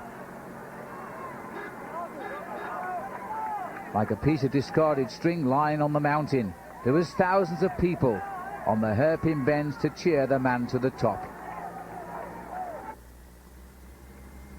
Fuerte was second on the road now, but the gap between Delgado and Roche, 1:20 seconds. Delgado was the new leader of the Tour by a single second and gaining seconds now.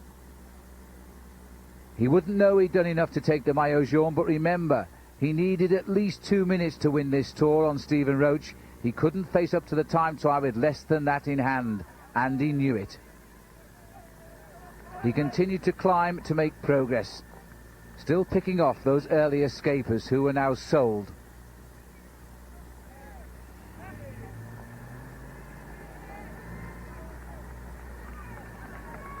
Delgado was playing every card he had, gritting his teeth and climbing the mountain. Other riders were recovering and trying to reach him. Lucho Herrera had been dropped and was coming back. Up towards the little town of Huez, where the riders will see for the first time the summit, and it's still a long way away. Herrera climbs back into the picture. Delgado might be happy, he could do with a breather. Ahead of these two riders were Federico Echavé of the BH team and his teammate Fuerte. They were separated on the road, but that wasn't the Tour de France. This was the Tour de France. Pedro Delgado trying to outdistance Stephen Roche. He'd made such an effort, he was now beginning to show signs of cracking. Had he made the effort just too soon? Could Roche climb back into this picture? For the moment, at least, his Maillot Jaune isn't his anymore.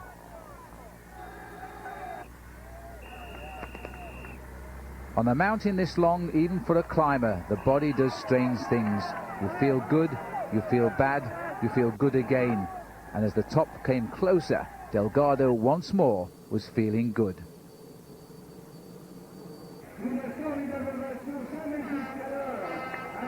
At the finish, Federico Echavé got the victory. Then he could sit down and watch everybody else fall into the arms of their helpers. The watches were started. Many eyes were looking for Roche, some eyes were looking for Delgado. All eyes were looking for who would wear the maillot jaune at the end of the day. And 3 minutes 42 seconds down and counting, Pedro Delgado arrives in 7th position. Now he needs 1 minute and 19 seconds to take the maillot jaune. Stephen Roche, your time starts now.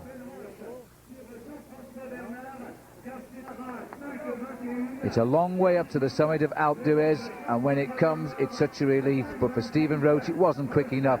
15th place, the time gap, 1 minute 34 seconds. Pedro Delgado was the new leader of the Tour de France. The maillot jaune was jumping from shoulder to shoulder. This was a classic race.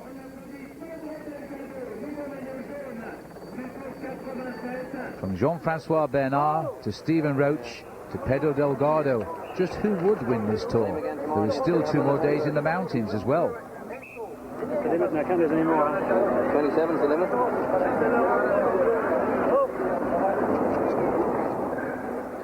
So Delgado was the new leader by a scant 25 seconds from Roche and 2 minutes 2 seconds from Bernard, who was back up to 3rd. Roche was smiling and happy to sign autographs. In his heart he was saying, I still haven't lost this race. Jean-Francois Bernard, well, he always found it difficult to smile at best of times, but now really his 3rd place was no better than he would get. Delgado knew he still needed more time, and stage 21 could give it to him. It was a killer. So the scene set for showdown to La Plagne, a mountain high in the Alps where Stephen Roche and Delgado would do battle.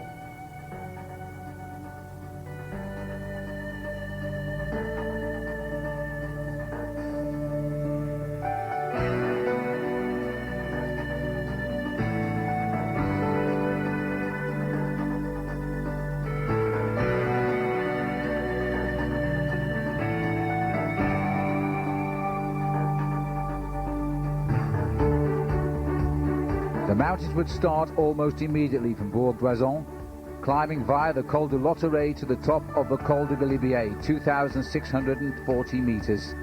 They descend and climb again to the top of the viciously cruel Col de Madeleine, and once you come down that, you battle to 1,970 meters. They call it La Plagne.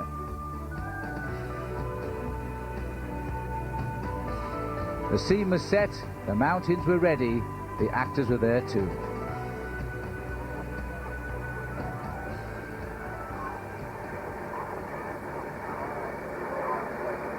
It was a memorable day for myself, and looking back on it, like, I just kind of take my hat off to myself for how cool I stayed and how calculated I was on that very same day, because it's very difficult to see the Tour de France just going away from you. Pedro Delgado was now the latest man in yellow, and as the race leader, it was his job to lead the field. Slowly but surely, the 148 survivors of the Tour were becoming fewer and fewer. Laurent Fignon was still in the lead group, so too, of course, was Luis Herrera.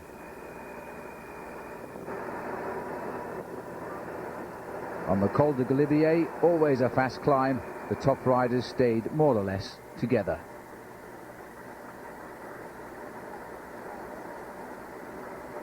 This wasn't the case of defending your lead for Pedro Delgado. He simply had to gain more time over Stephen Roche. The time trial at Dijon was not far away now. Roche will be happy to leave it exactly as it is. Confident in the time trial, Delgado wouldn't get near him. Fabio Parra, another great Colombian climber. The mountains of the Alps, they say, are all so different to the Pyrenees, and I suppose they are. The climbs here, though, can be very, very tough. The tempo continued. Delgado kept the pressure on. Roche was clearly hurting. Jean-Francois Bernard was still there, dreaming of better than 3rd place. The Col de la Madeleine, one of the hardest climbs in the Tour de France at the best of times. what many people don't actually know is that before the climb to La Plagne, I'd actually attacked Delgado. We'd gone over that day, we'd gone over the Galibier and the Madeleine, and I remember after the Galibier, Delgado was a bit isolated from his teammates. So I thought, well, here's the ideal opportunity now to actually put a bit of distance between myself and himself. So I attacked and got away with a group, and I was about a minute and a half up, I think, starting off at the Col de Madeleine, and but unfortunately Delgado got a few teammates back and helped him, and he caught me just after the descent of the Col de Madeleine, which was only about 10 kilometres before the foot of the Col de la Plagne. So of course I couldn't recover after 80 kilometres in riding on my own, and Delgado knew this. He knew that if he'd waited a little bit I would recover and it would be difficult getting rid of me.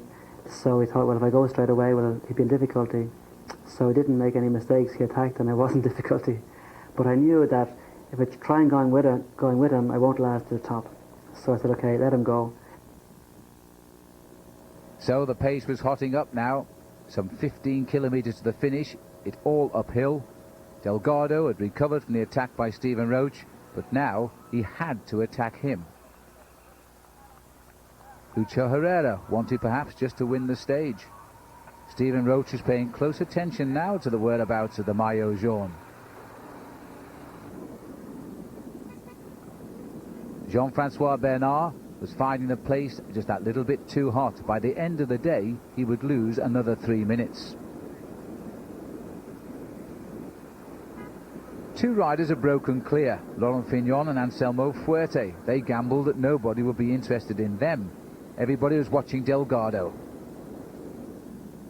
So I let him go. I let him get a minute and 10, a minute and 20, a minute and 25. Then I thought, well, I got to kind of start moving here now. So I held him at 125.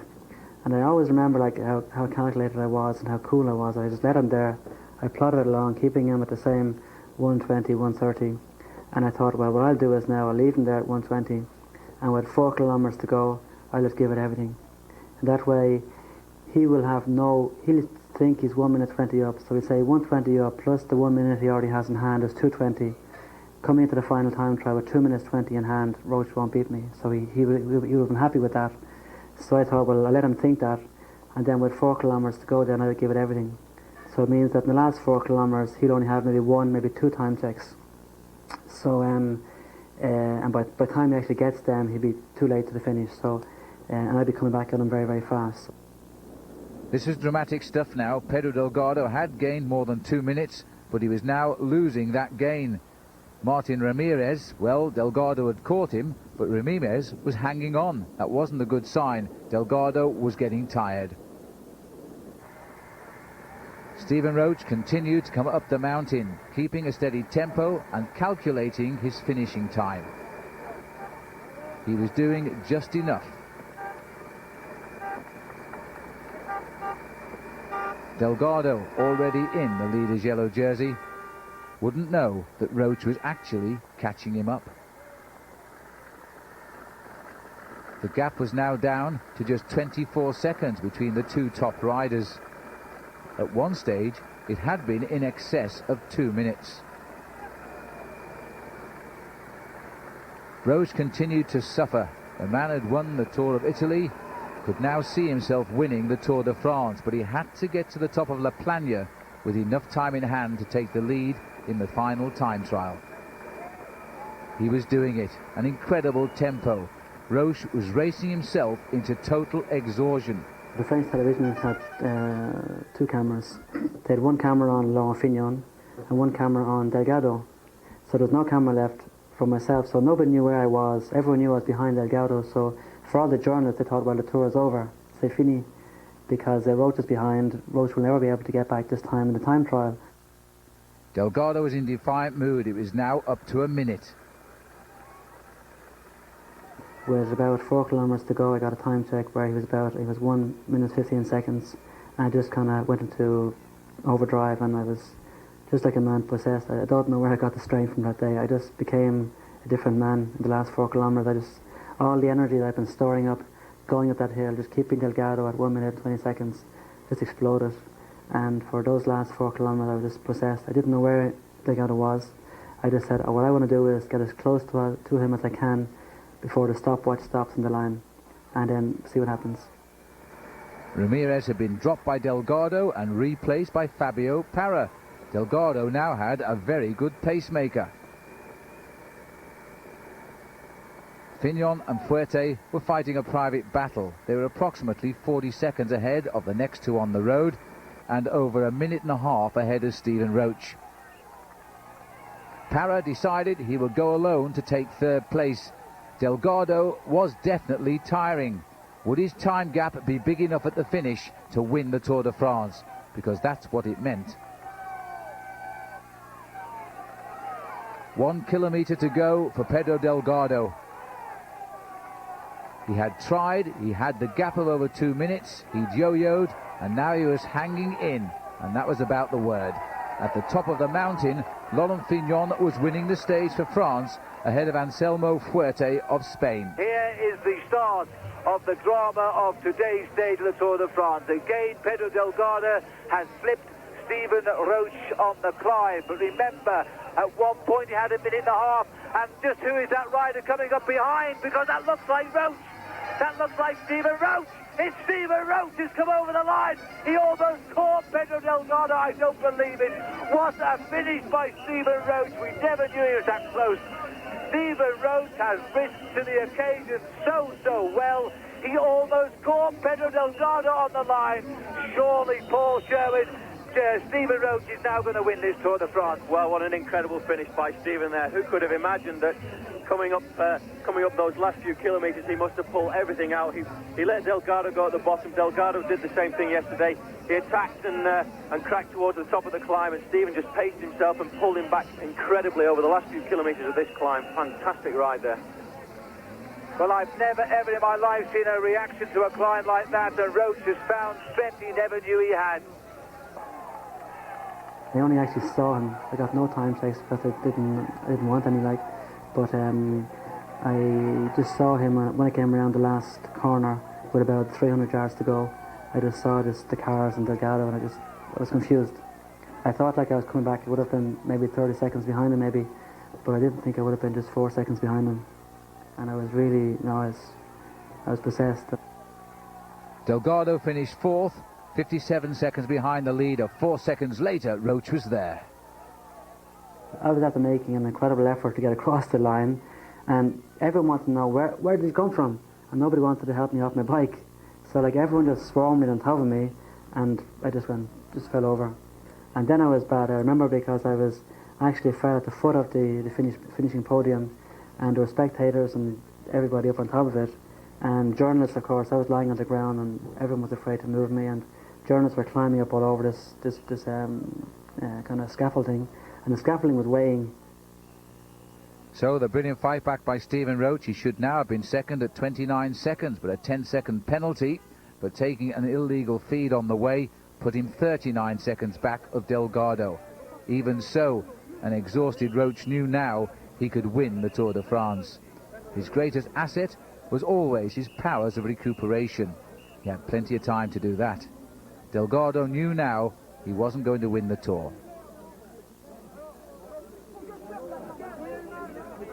Stephen Roche gulping for oxygen.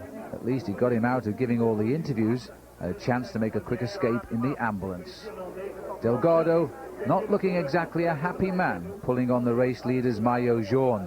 He knew his time gap to Roche was simply not enough. When I really became conscious of how bad I was when the doctor came along and started putting this silver ambient around me. Even in saying that, though, I felt confident that it would be okay. I was in a bad way. And I remember then that they put me on a stretcher and put me into the ambulance, and I just started to come down then bit by bit. Went to the hospital, and they just kind of checked me over and then sent me home. So the overall situation confirmed 39 seconds the gap. Morning. How you doing? Like new. Like new. No problem from yesterday, eh? Just sore legs, but that's normal, I think. Will today be okay for you, or do you think you'll have an edge on? No, I think I'm a strong boy, yeah. There was 3 or 4 calls the next day, so it was going to be very difficult for me. But my plan was to actually hit Delgado again, because I thought, well, after doing what happened yesterday, him seeing me bad, if I can really hit him hard today, like he won't sleep again for another 2 nights before the time trial. And that's really what I wanted to do, and I actually did it. I attacked him a few times, and I almost got away from him at one stage, except for he got a helping hand from a friend at one stage, from Marino Legeretta. But and he caught me on top of the Jeu Plan, I think it was. And then I just took off on the top of the Jeu Plan and just took off, and I went down at the descent like I won't say possessed, because I was so cool going down it. Like I went down it, and looking back on this day, I didn't even have one near miss. Like I went down that descent as if I'd gone down it every day of my life, and I knew every corner on it, but I didn't know every corner on it. I just calculated, and I put 18 seconds into him, and that was my kind of stamp on the envelope to say, well, listen, Pedro, it's not over yet, and that was it. So Roche had defended himself well in the last day in the Alps, mastering everything Delgado had thrown at him. And racing down towards the finish, he would get second place behind Eduardo Chozas, who was the stage winner. Roche now was laying the foundations of the first ever Irish victory in a Tour de France. 43 seconds behind the stage winner, Roche came in. And then there was a short wait and an unexpected time gain over the maillot jaune Pedro Delgado. In all, 18 seconds before Delgado finished, he'd lost that little bit of time. So you see the time penalty yesterday didn't matter at all. So Roche would start the final time trial at Dijon with just 21 seconds to find over Pedro Delgado. The race distance 38 kilometers, and the clock wouldn't lie. That day was it's many time trials I've ridden in my career. I get myself in such a psychological state that I wouldn't even know my own father if he came along and said hello to me. And I think that was possibly one of the secrets to my time trialing abilities. I always go out on the circuit before the morning of the time trial. So I went out on my normal bike. I didn't want to ride my actual time trial bike. I went out on it, and I was just I remember my following car was behind me, and I saw so many people but didn't see anybody. I was just like I was possessed. And I remember I came back into my hotel, and I met my mechanic Patrick at the car when I came back, and I said to him, I want a 54, 44, I want a 12, 18 sprockets behind, I want to use that bike, and I'm going to use those tires. And I remember my mechanic saying, I think a 44 is too big for that hill. 44. And that was it. I always remember getting up into the starting box on before taking off, and knowing that Delgado was off behind me, and I was just empty, full of emptiness. Stephen Roche launched into the most important time trial of his career, starting 2 minutes ahead of Pedro Delgado. I just had nothing else in my mind except every corner of that time trial, and I knew everywhere I was going to gain time, or everywhere I could have gained time, and nothing was going to change my plan. It didn't matter what time check I got. I was going to beat Delgado progressively. I wasn't going to go out and give him a good hard start or whatever. I was going to go out and progressively beat him, and I was just until I crossed the finishing line that day, I was just possessed. Perico, as he was known, made his departure, still affording the crowd a smile. He was a very popular man. In his heart, he knew he couldn't match Stephen Roche in the time trial. But could he just get a time only 20 seconds slower? Because then he would win the Tour de France. It became a battle of two men separated on the road by 2 minutes. There was even a third category climb in the middle over the Côte de Val-Suzon. And then it was all downhill to the finish, in all 38 kilometers. The crowd was enormous, but even the rain was beginning to fall. Even the rain was sad for Delgado.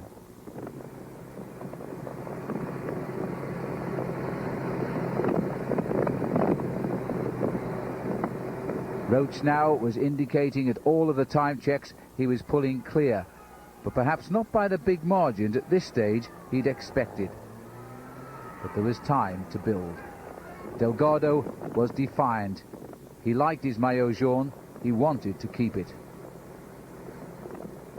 This was the climb itself before they climbed to the height of 525 meters, and then you can turn the pedals quickly down to the bottom. Already, Stephen Roche was the new leader of the Tour de France. Every pedal rev now was a gain. Roche had just 16 kilometers to go to enjoy the Tour de France. Pedro Delgado was living through the most torrid period of his life. The long straight road must have been so disheartening because he couldn't see 3 minutes up it, and that was the difference between them now. 8 kilometers to go. Roche was moving further and further ahead. His team car behind, of course, knew it, and they were telling him. It made little consequence now, but Jean-Francois Bernard was ahead of them both by a long way and would win the stage. But for Delgado, he was catching the nasty portion of the weather. The skies were not on his side. One little rise before the plunge down to the bottom. Roche was inspired and being driven on now to win the Tour de France. All the way down the long straight now, Roche knew what the prize was, and it wasn't just the stage victory, it was the victory, the most noted victory in his career. Jean-Francois Bernard was in with the best time. Roche was now in with the second best time, and nobody expected Delgado to arrive with the third best time. Everything that Roche had planned for the last 5 days had worked out perfectly. He defended when he needed to, he attacked when he had to. Now he had done it in the time trial at Dijon, he'd won the Tour de France. Delgado continued to come in. More than 3 minutes had gone by now. Delgado crosses the line, only 7th quickest of the day, and 2 minutes 45 seconds behind Jean-Francois Bernard. More importantly, a minute and 1 second behind Roche. He was now second, behind by 40 seconds. Lydia and Stephen, well, they were happy at least. I think so. The maillot jaune was back on the shoulders of Stephen Roche, and with just the big day out in Paris to come, it was going to stay there. The Eiffel Tower, the greatest sight for any cyclist completing the hardest sporting event in the world.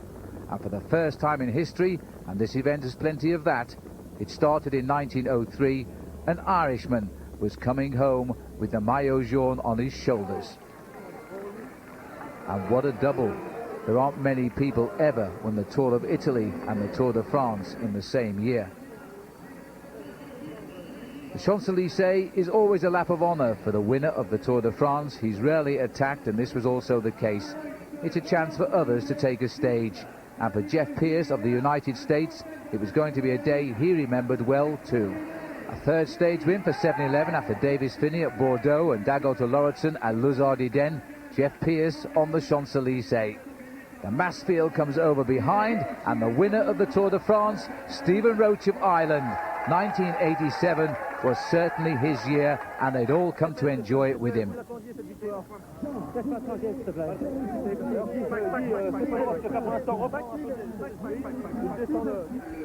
Roche had won the Tour by 40 seconds, the second smallest margin in the history of the event. Jean-Francois Bernard had finished third.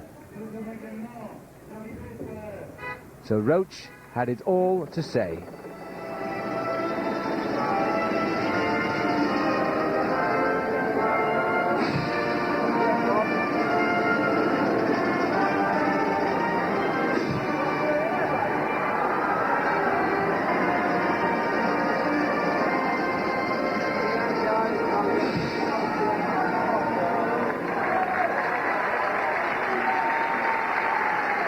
So the Champs-Élysées has welcomed home an Irish winner of the Tour de France, just like Milan in Italy welcomed home an Irish winner of the Tour of Italy. Stephen was magic. He was now without doubt the finest bicycle racer in the world. Everybody came to see him come home, everybody wanted to shake his hand, and everybody said what everybody felt.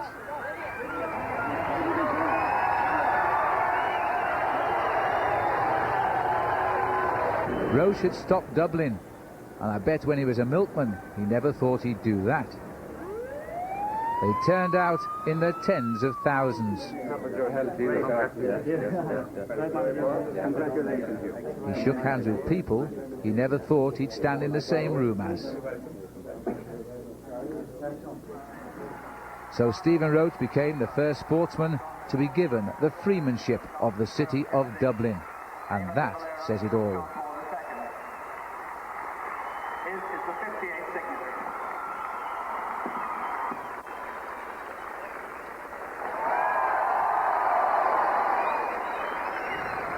François Mitterrand, President of France, and behind him, Stephen Roche, winner of the Tour de France. The great rider Eddy Merckx always said Stephen Roche could win this race, and he was right. Now what does he think? Non, Stephen est un coureur, un pédaleur de charme, je dirais. Il a beaucoup de pédales, et puis il donnait pas l'impression de vraiment forcer et tout, mais certainement lorsqu'il était en grande condition et lorsqu'il était sur les pédales, ça allait vraiment très vite. Et chacun a un petit peu son style, et certainement qu'il avait un charisme que peu de coureurs avaient, et certainement c'est un coureur qui avait quand même, lorsqu'il était en grande condition, beaucoup de panache. Oui, son sens tactique aussi, le sens de la course. Et puis il y avait un truc qui m'énervait prodigieusement quand Roche était au top, c'est qu'il sautait dans toutes les roues, il allait dans toutes les échappées. C'était énervant parce que du coup, on était obligé d'y aller nous aussi, et ça c'était assez énervant. Mais ça, c'est une des particularités de Stephen, c'est que quand il marchait, il pouvait aller dans tous les coups. Donc c'était fatigant pour moi. Stephen hardly ever needed somebody to help him in the race. The strange thing about him was you never really knew where he was in the pack. You thought you knew. You'd seen him 2 or 3 minutes before, then the break was announced, and then up the road, Stephen Roche was in the breakaway, and that's just the way he rode. He had a nose for the good breaks. He time trialled, he climbed the mountains, he went with the big bunches, he could read the race too. And people just like him because he's very approachable, and he's been a great young champion. Bueno, yo creo que todo es necesario, la fuerza, la potencia, ¿no? Pero creo que sobre todo el mejor carácter que tenía Stephen Roche es que era un corredor muy combativo, sabía filtrarse en las escapadas buenas, y eso creo que era su mejor ventaja, ¿no? Porque luego en contrarreloj andaba muy bien, en montaña también, pero sabía meterse siempre en la escapada idónea, ideal, para conseguir ganar tiempo sobre sus adversarios. Era un corredor muy inteligente en carrera. Et sa carrière a été, à mon avis, celle qu'elle devait être, c'est que c'était un coureur de classe, mais moyen au niveau de la santé, au niveau du physique. Donc le palmarès qu'il a est quand même tout à fait remarquable. Et son point le plus fort? Il avait beaucoup de caractère, même si aux yeux du public, aux yeux des médias, il donnait toujours l'impression d'être sympathique, gentil. Il avait cette force de caractère qui faisait que quand il se fixait un objectif, il essayait de le respecter. Je pense que ça c'était... il avait une soif de victoire. Ça c'était son atout majeur. Stephen was one of the all-time greats, and he was a joy to watch. To see Stephen on the bike when he was riding well, it was poetry in motion. He had a beautiful style, a real peddler, and when he was riding well, it was a privilege to be there and to watch him at some of the events. My first impressions of him were pretty good. He was always very aware of you being there, aware of what you're doing professionally, always willing to help you in any way he could. Really, he was a perfect subject. C'est vrai qu'il n'avait pas, sur le plan athlétique, un visuel très important, mais il arrivait à s'économiser, à tourner très vite les jambes, beaucoup de souplesse, comme vous le disiez, et derrière ça, quand il le fallait, il savait emmener des braquets conséquents et faire la différence. Et c'est vrai que Stephen, sur le plan du sportif, c'est un très grand champion. Il a fait des choses vraiment formidables dans le vélo, mais c'est vrai que d'un autre côté, quand on l'a côtoyé de près, on n'était pas avec le même sentiment que, par exemple, le public qui le connaissait que ses bons aspects. Stephen seemed to have enormous amount of strength for the type of build he is. The output he had was fabulous. Although he probably had some injuries which maybe related that a bit. He was a little bit on the frail side. But if you go down through his career, like, he had a fabulous career, and the year that he won the Tour of Italy, Tour of France and World Championships, like, that was an unbelievable year, and there's very, very few, only Merckx equalled that. So in 1987, as Roche climbed to the top of the cycling tree, how did he view his rivals of the day? Let's start with Greg LeMond, the American. Greg was an excellent rider, I think. I think that his accident probably done him an awful lot of harm, in the sense that the Greg LeMond before his accident, he was a rider who was used to maybe peak for the Tour de France, but he was capable of winning many other classics and many other races. And I admired that Greg LeMond. But then the Greg LeMond, then when he came back after his accident, he was a rider who basically only rode the Tour de France. And I possibly lost a little bit of respect for him for that maybe. But the Greg LeMond I remember would be the days he used to be with Hino and what have you, and doing the fabulous rides like in the mountains and time trials, and on his day, like, he was definitely one of the classiest riders in the peloton. Kelly and Hino are fighting out the finish of this Tour de France together. Kelly and Hino has got it.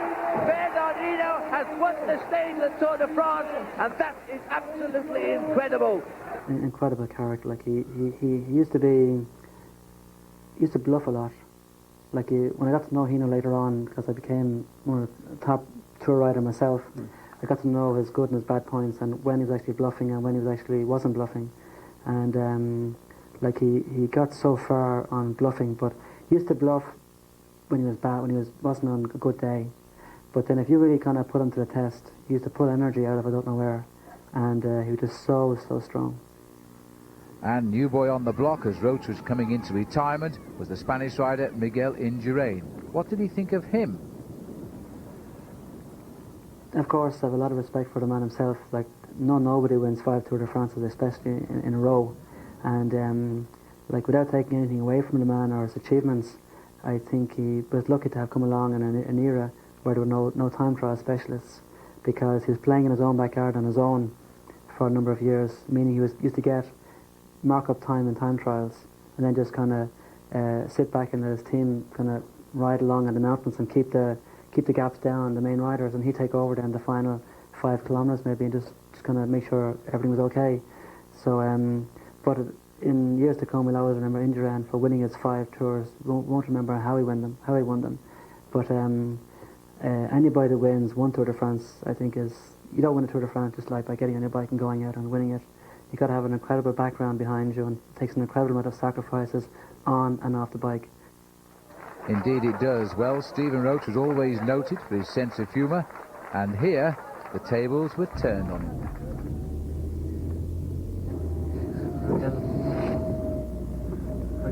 Oh putain. Ils sont trop, putain. Prends-les. Qu'est-ce que c'est que cette connerie? Pêche-toi. Bah bravo. Qu'est-ce que c'est que ça là? Attends, t'as pas le temps. Arrête tes conneries. Putain, alors donnez. Oh. Et là, oh, les mecs. Mais pourquoi t'as pas vérifié la porte quand t'es bloqué? Qu'est-ce que c'est que ça? Ah, merci. Oh, mais merci. C'est sympa. Heureusement qu'il y a des gens honnêtes encore. Merci. On rentre dans le camion, quoi. Putain, mais t'es con. Merci. Nouvelle de dernière minute, spectaculaire braquage à Marne-la-Vallée dans l'est de Paris. Un fourgon blindé braqué par des individus dans les environs du parc Rosy-Snelland. Le butin avoisinerait les 5 millions. Développement de cette information dans notre prochain point avec notre correspondant envoyé sur place. Donc plus d'amples détails dans les prochaines minutes.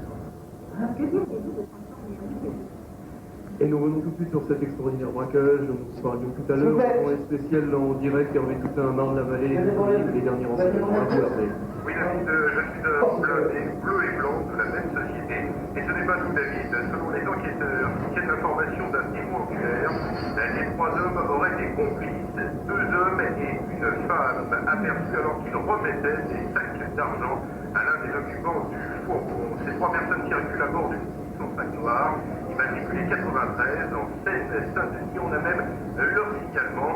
En ce qui concerne sa femme, elle est blonde, elle a des cheveux longs, elle a un manteau vert et un short jaune et vert. Le premier homme aurait les cheveux foncés, qui est également de grande taille, une veste à carreaux et une cravate à police brun et vert à ce qu'il est apparu. Enfin, le troisième homme est également de grande taille, il porte une veste bleu foncé ou gris foncé, on ne sait pas très bien, et il a des cheveux foncés. Voilà pour l'instant ce que l'on peut dire, David. Je vous rappelle dès qu'il y a du nouveau. Merci à vous, évidemment, pour vous intervenir. Dès qu'il y a d'autres choses, d'abord, on dirait que demain, on a plus.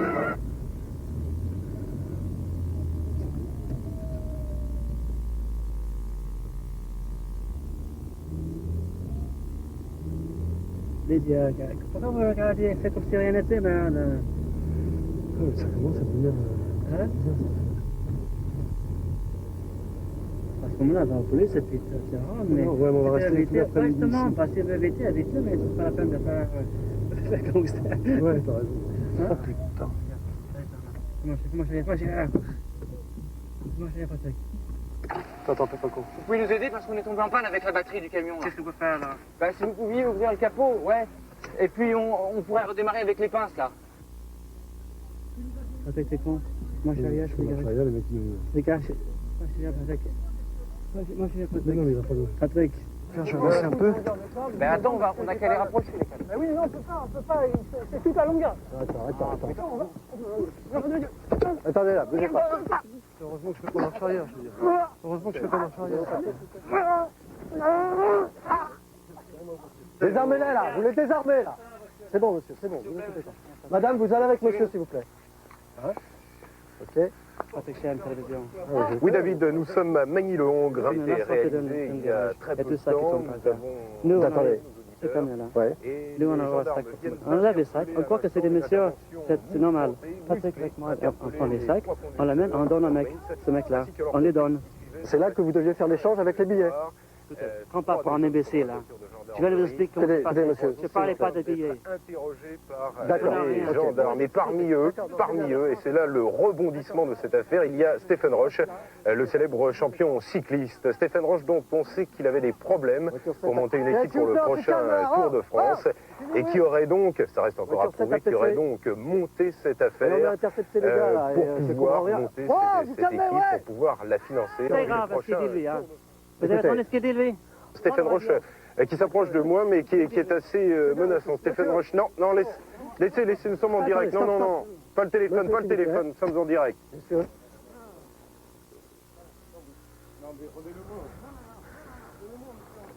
Ok, monsieur, s'il vous plaît, vous restez avec moi. Il dit en direct qu'on est mêlés. Vous venez là, s'il vous plaît. Ok. C'est bien, on bouge plus, monsieur. Il n'y a pas de grave. Prends-le là. Monsieur, on est en train de vérifier au PC, vous n'avez pas de problème. Mais donne pas lui, hein. S'il vous plaît. Voilà, merci. C'est bien. Vous vous calmez. Non, mais calmez, c'est pas gentil ce qu'il dit lui, hein. Vous inquiétez pas. Ok. Tenez, appuyez-vous contre la voiture. Voilà, reposez-vous, s'il vous plaît. Ouais. Attendez, bougez pas. Bon, ils sont calmes. Ok, ben écoutez monsieur, on a eu une information là. En fait, le chef du réseau, c'est Marcel Béliveau de Surprise. C'est vrai. C'est bien. Surprise.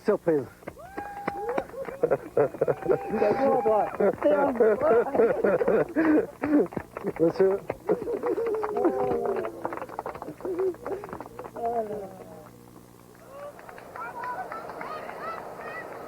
Stephen Roche and Laurent Fignon both know what it's like to win the Tour. And now they have something else in common, the hairy legs of the retired racer. Well, like when I'm 25, you're better off being a great cyclist than being an ex-cyclist. When you're 35, you're better off being a great ex-cyclist. Last year, Stephen Roche said an emotional goodbye to cycling on the Champs-Élysées, but he hasn't shed any tears for the sport since then. I think the reason being is possibly because I stopped at the right time. Like I stopped when I wanted to stop, I stopped at the top, and for me that was a very important thing. And I feel now that like I can go to the race, I can talk to the lads, I can come to the start without having any bad feelings whatsoever. Stephen's now lending the benefit of his experience to Eurosport's coverage of the Tour. That is, when he's not giving one of his half-dozen daily interviews. It's like kind of as if I was still riding the bike again, except when you're riding the bike, you finish the finish line and everyone jumps on you and then you're gone. Like, whereas here in the press room, you can't say, listen, I'm going to massage, or you can't say, listen, I'm going to eat. And you haven't got a better sportif behind you, pulling you along and taking you out of a hole each time. Of course, Roche was always a media-friendly rider, which is more than can be said for Laurent Fignon. Although now he's working for French radio, he seems to have developed selective amnesia about his old run-ins with the media. Oh, I don't remember. No. After abandoning his last tour, Laurent doesn't miss the hard work of cycling. In fact, he doesn't seem too keen on work at all. No, I like to do nothing. No, I like to play tennis, to play golf. And as flowing as he was on the bike, Laurent still has room for improvement in front of the camera. It's want never between oh. C'est le bateau. C'est le bateau. Je suis malade. I organise these cycling weeks out in Palma, where you go out there with your family or you go out with friends, and we organise everything out there. Whereas you come out, you have we've top of the range bikes we can rent. We have circuits organised. We have personnel which guides which take you out in these organised groups. We have 5 groups going out every day at 5 different levels, so you choose your own group. And I have a permanent staff out there, and I of course go out myself for 2 days every week and meet the people and talk about the old Tour de France's and the World Championships and the Sean Kelly's. Jerseys, by the way? I have my own jersey out there. I based my own, modelled my own jersey from my own personal identification, and I have my own Stephen Roche jersey which we sell out there, which people run to buy. And this is our 3rd year now in operation. We have brought out 400 people in our first year. We brought out 1,100 people last year, and we're hoping to have 1,500 this year. And we bring them out from all over Europe. Many people have said it to me now, like the money I lost by not being able to exploit completely my World Championship jersey. But I just say, like, I was lucky enough to have been able to win the World Championship jersey. I said money I would have spent it, but the gold medal I never spent. And I think that I think in life you got to take things, the goods and the bads together. And I must say that when I look back at my career, life has generally been generous to me. And I think that money is only material. And I never, maybe it's strange maybe, but I never actually look back and say, think of all the money I could have won. I don't look at it that way at all. I just say, I won the events and they'll never be taken away from me.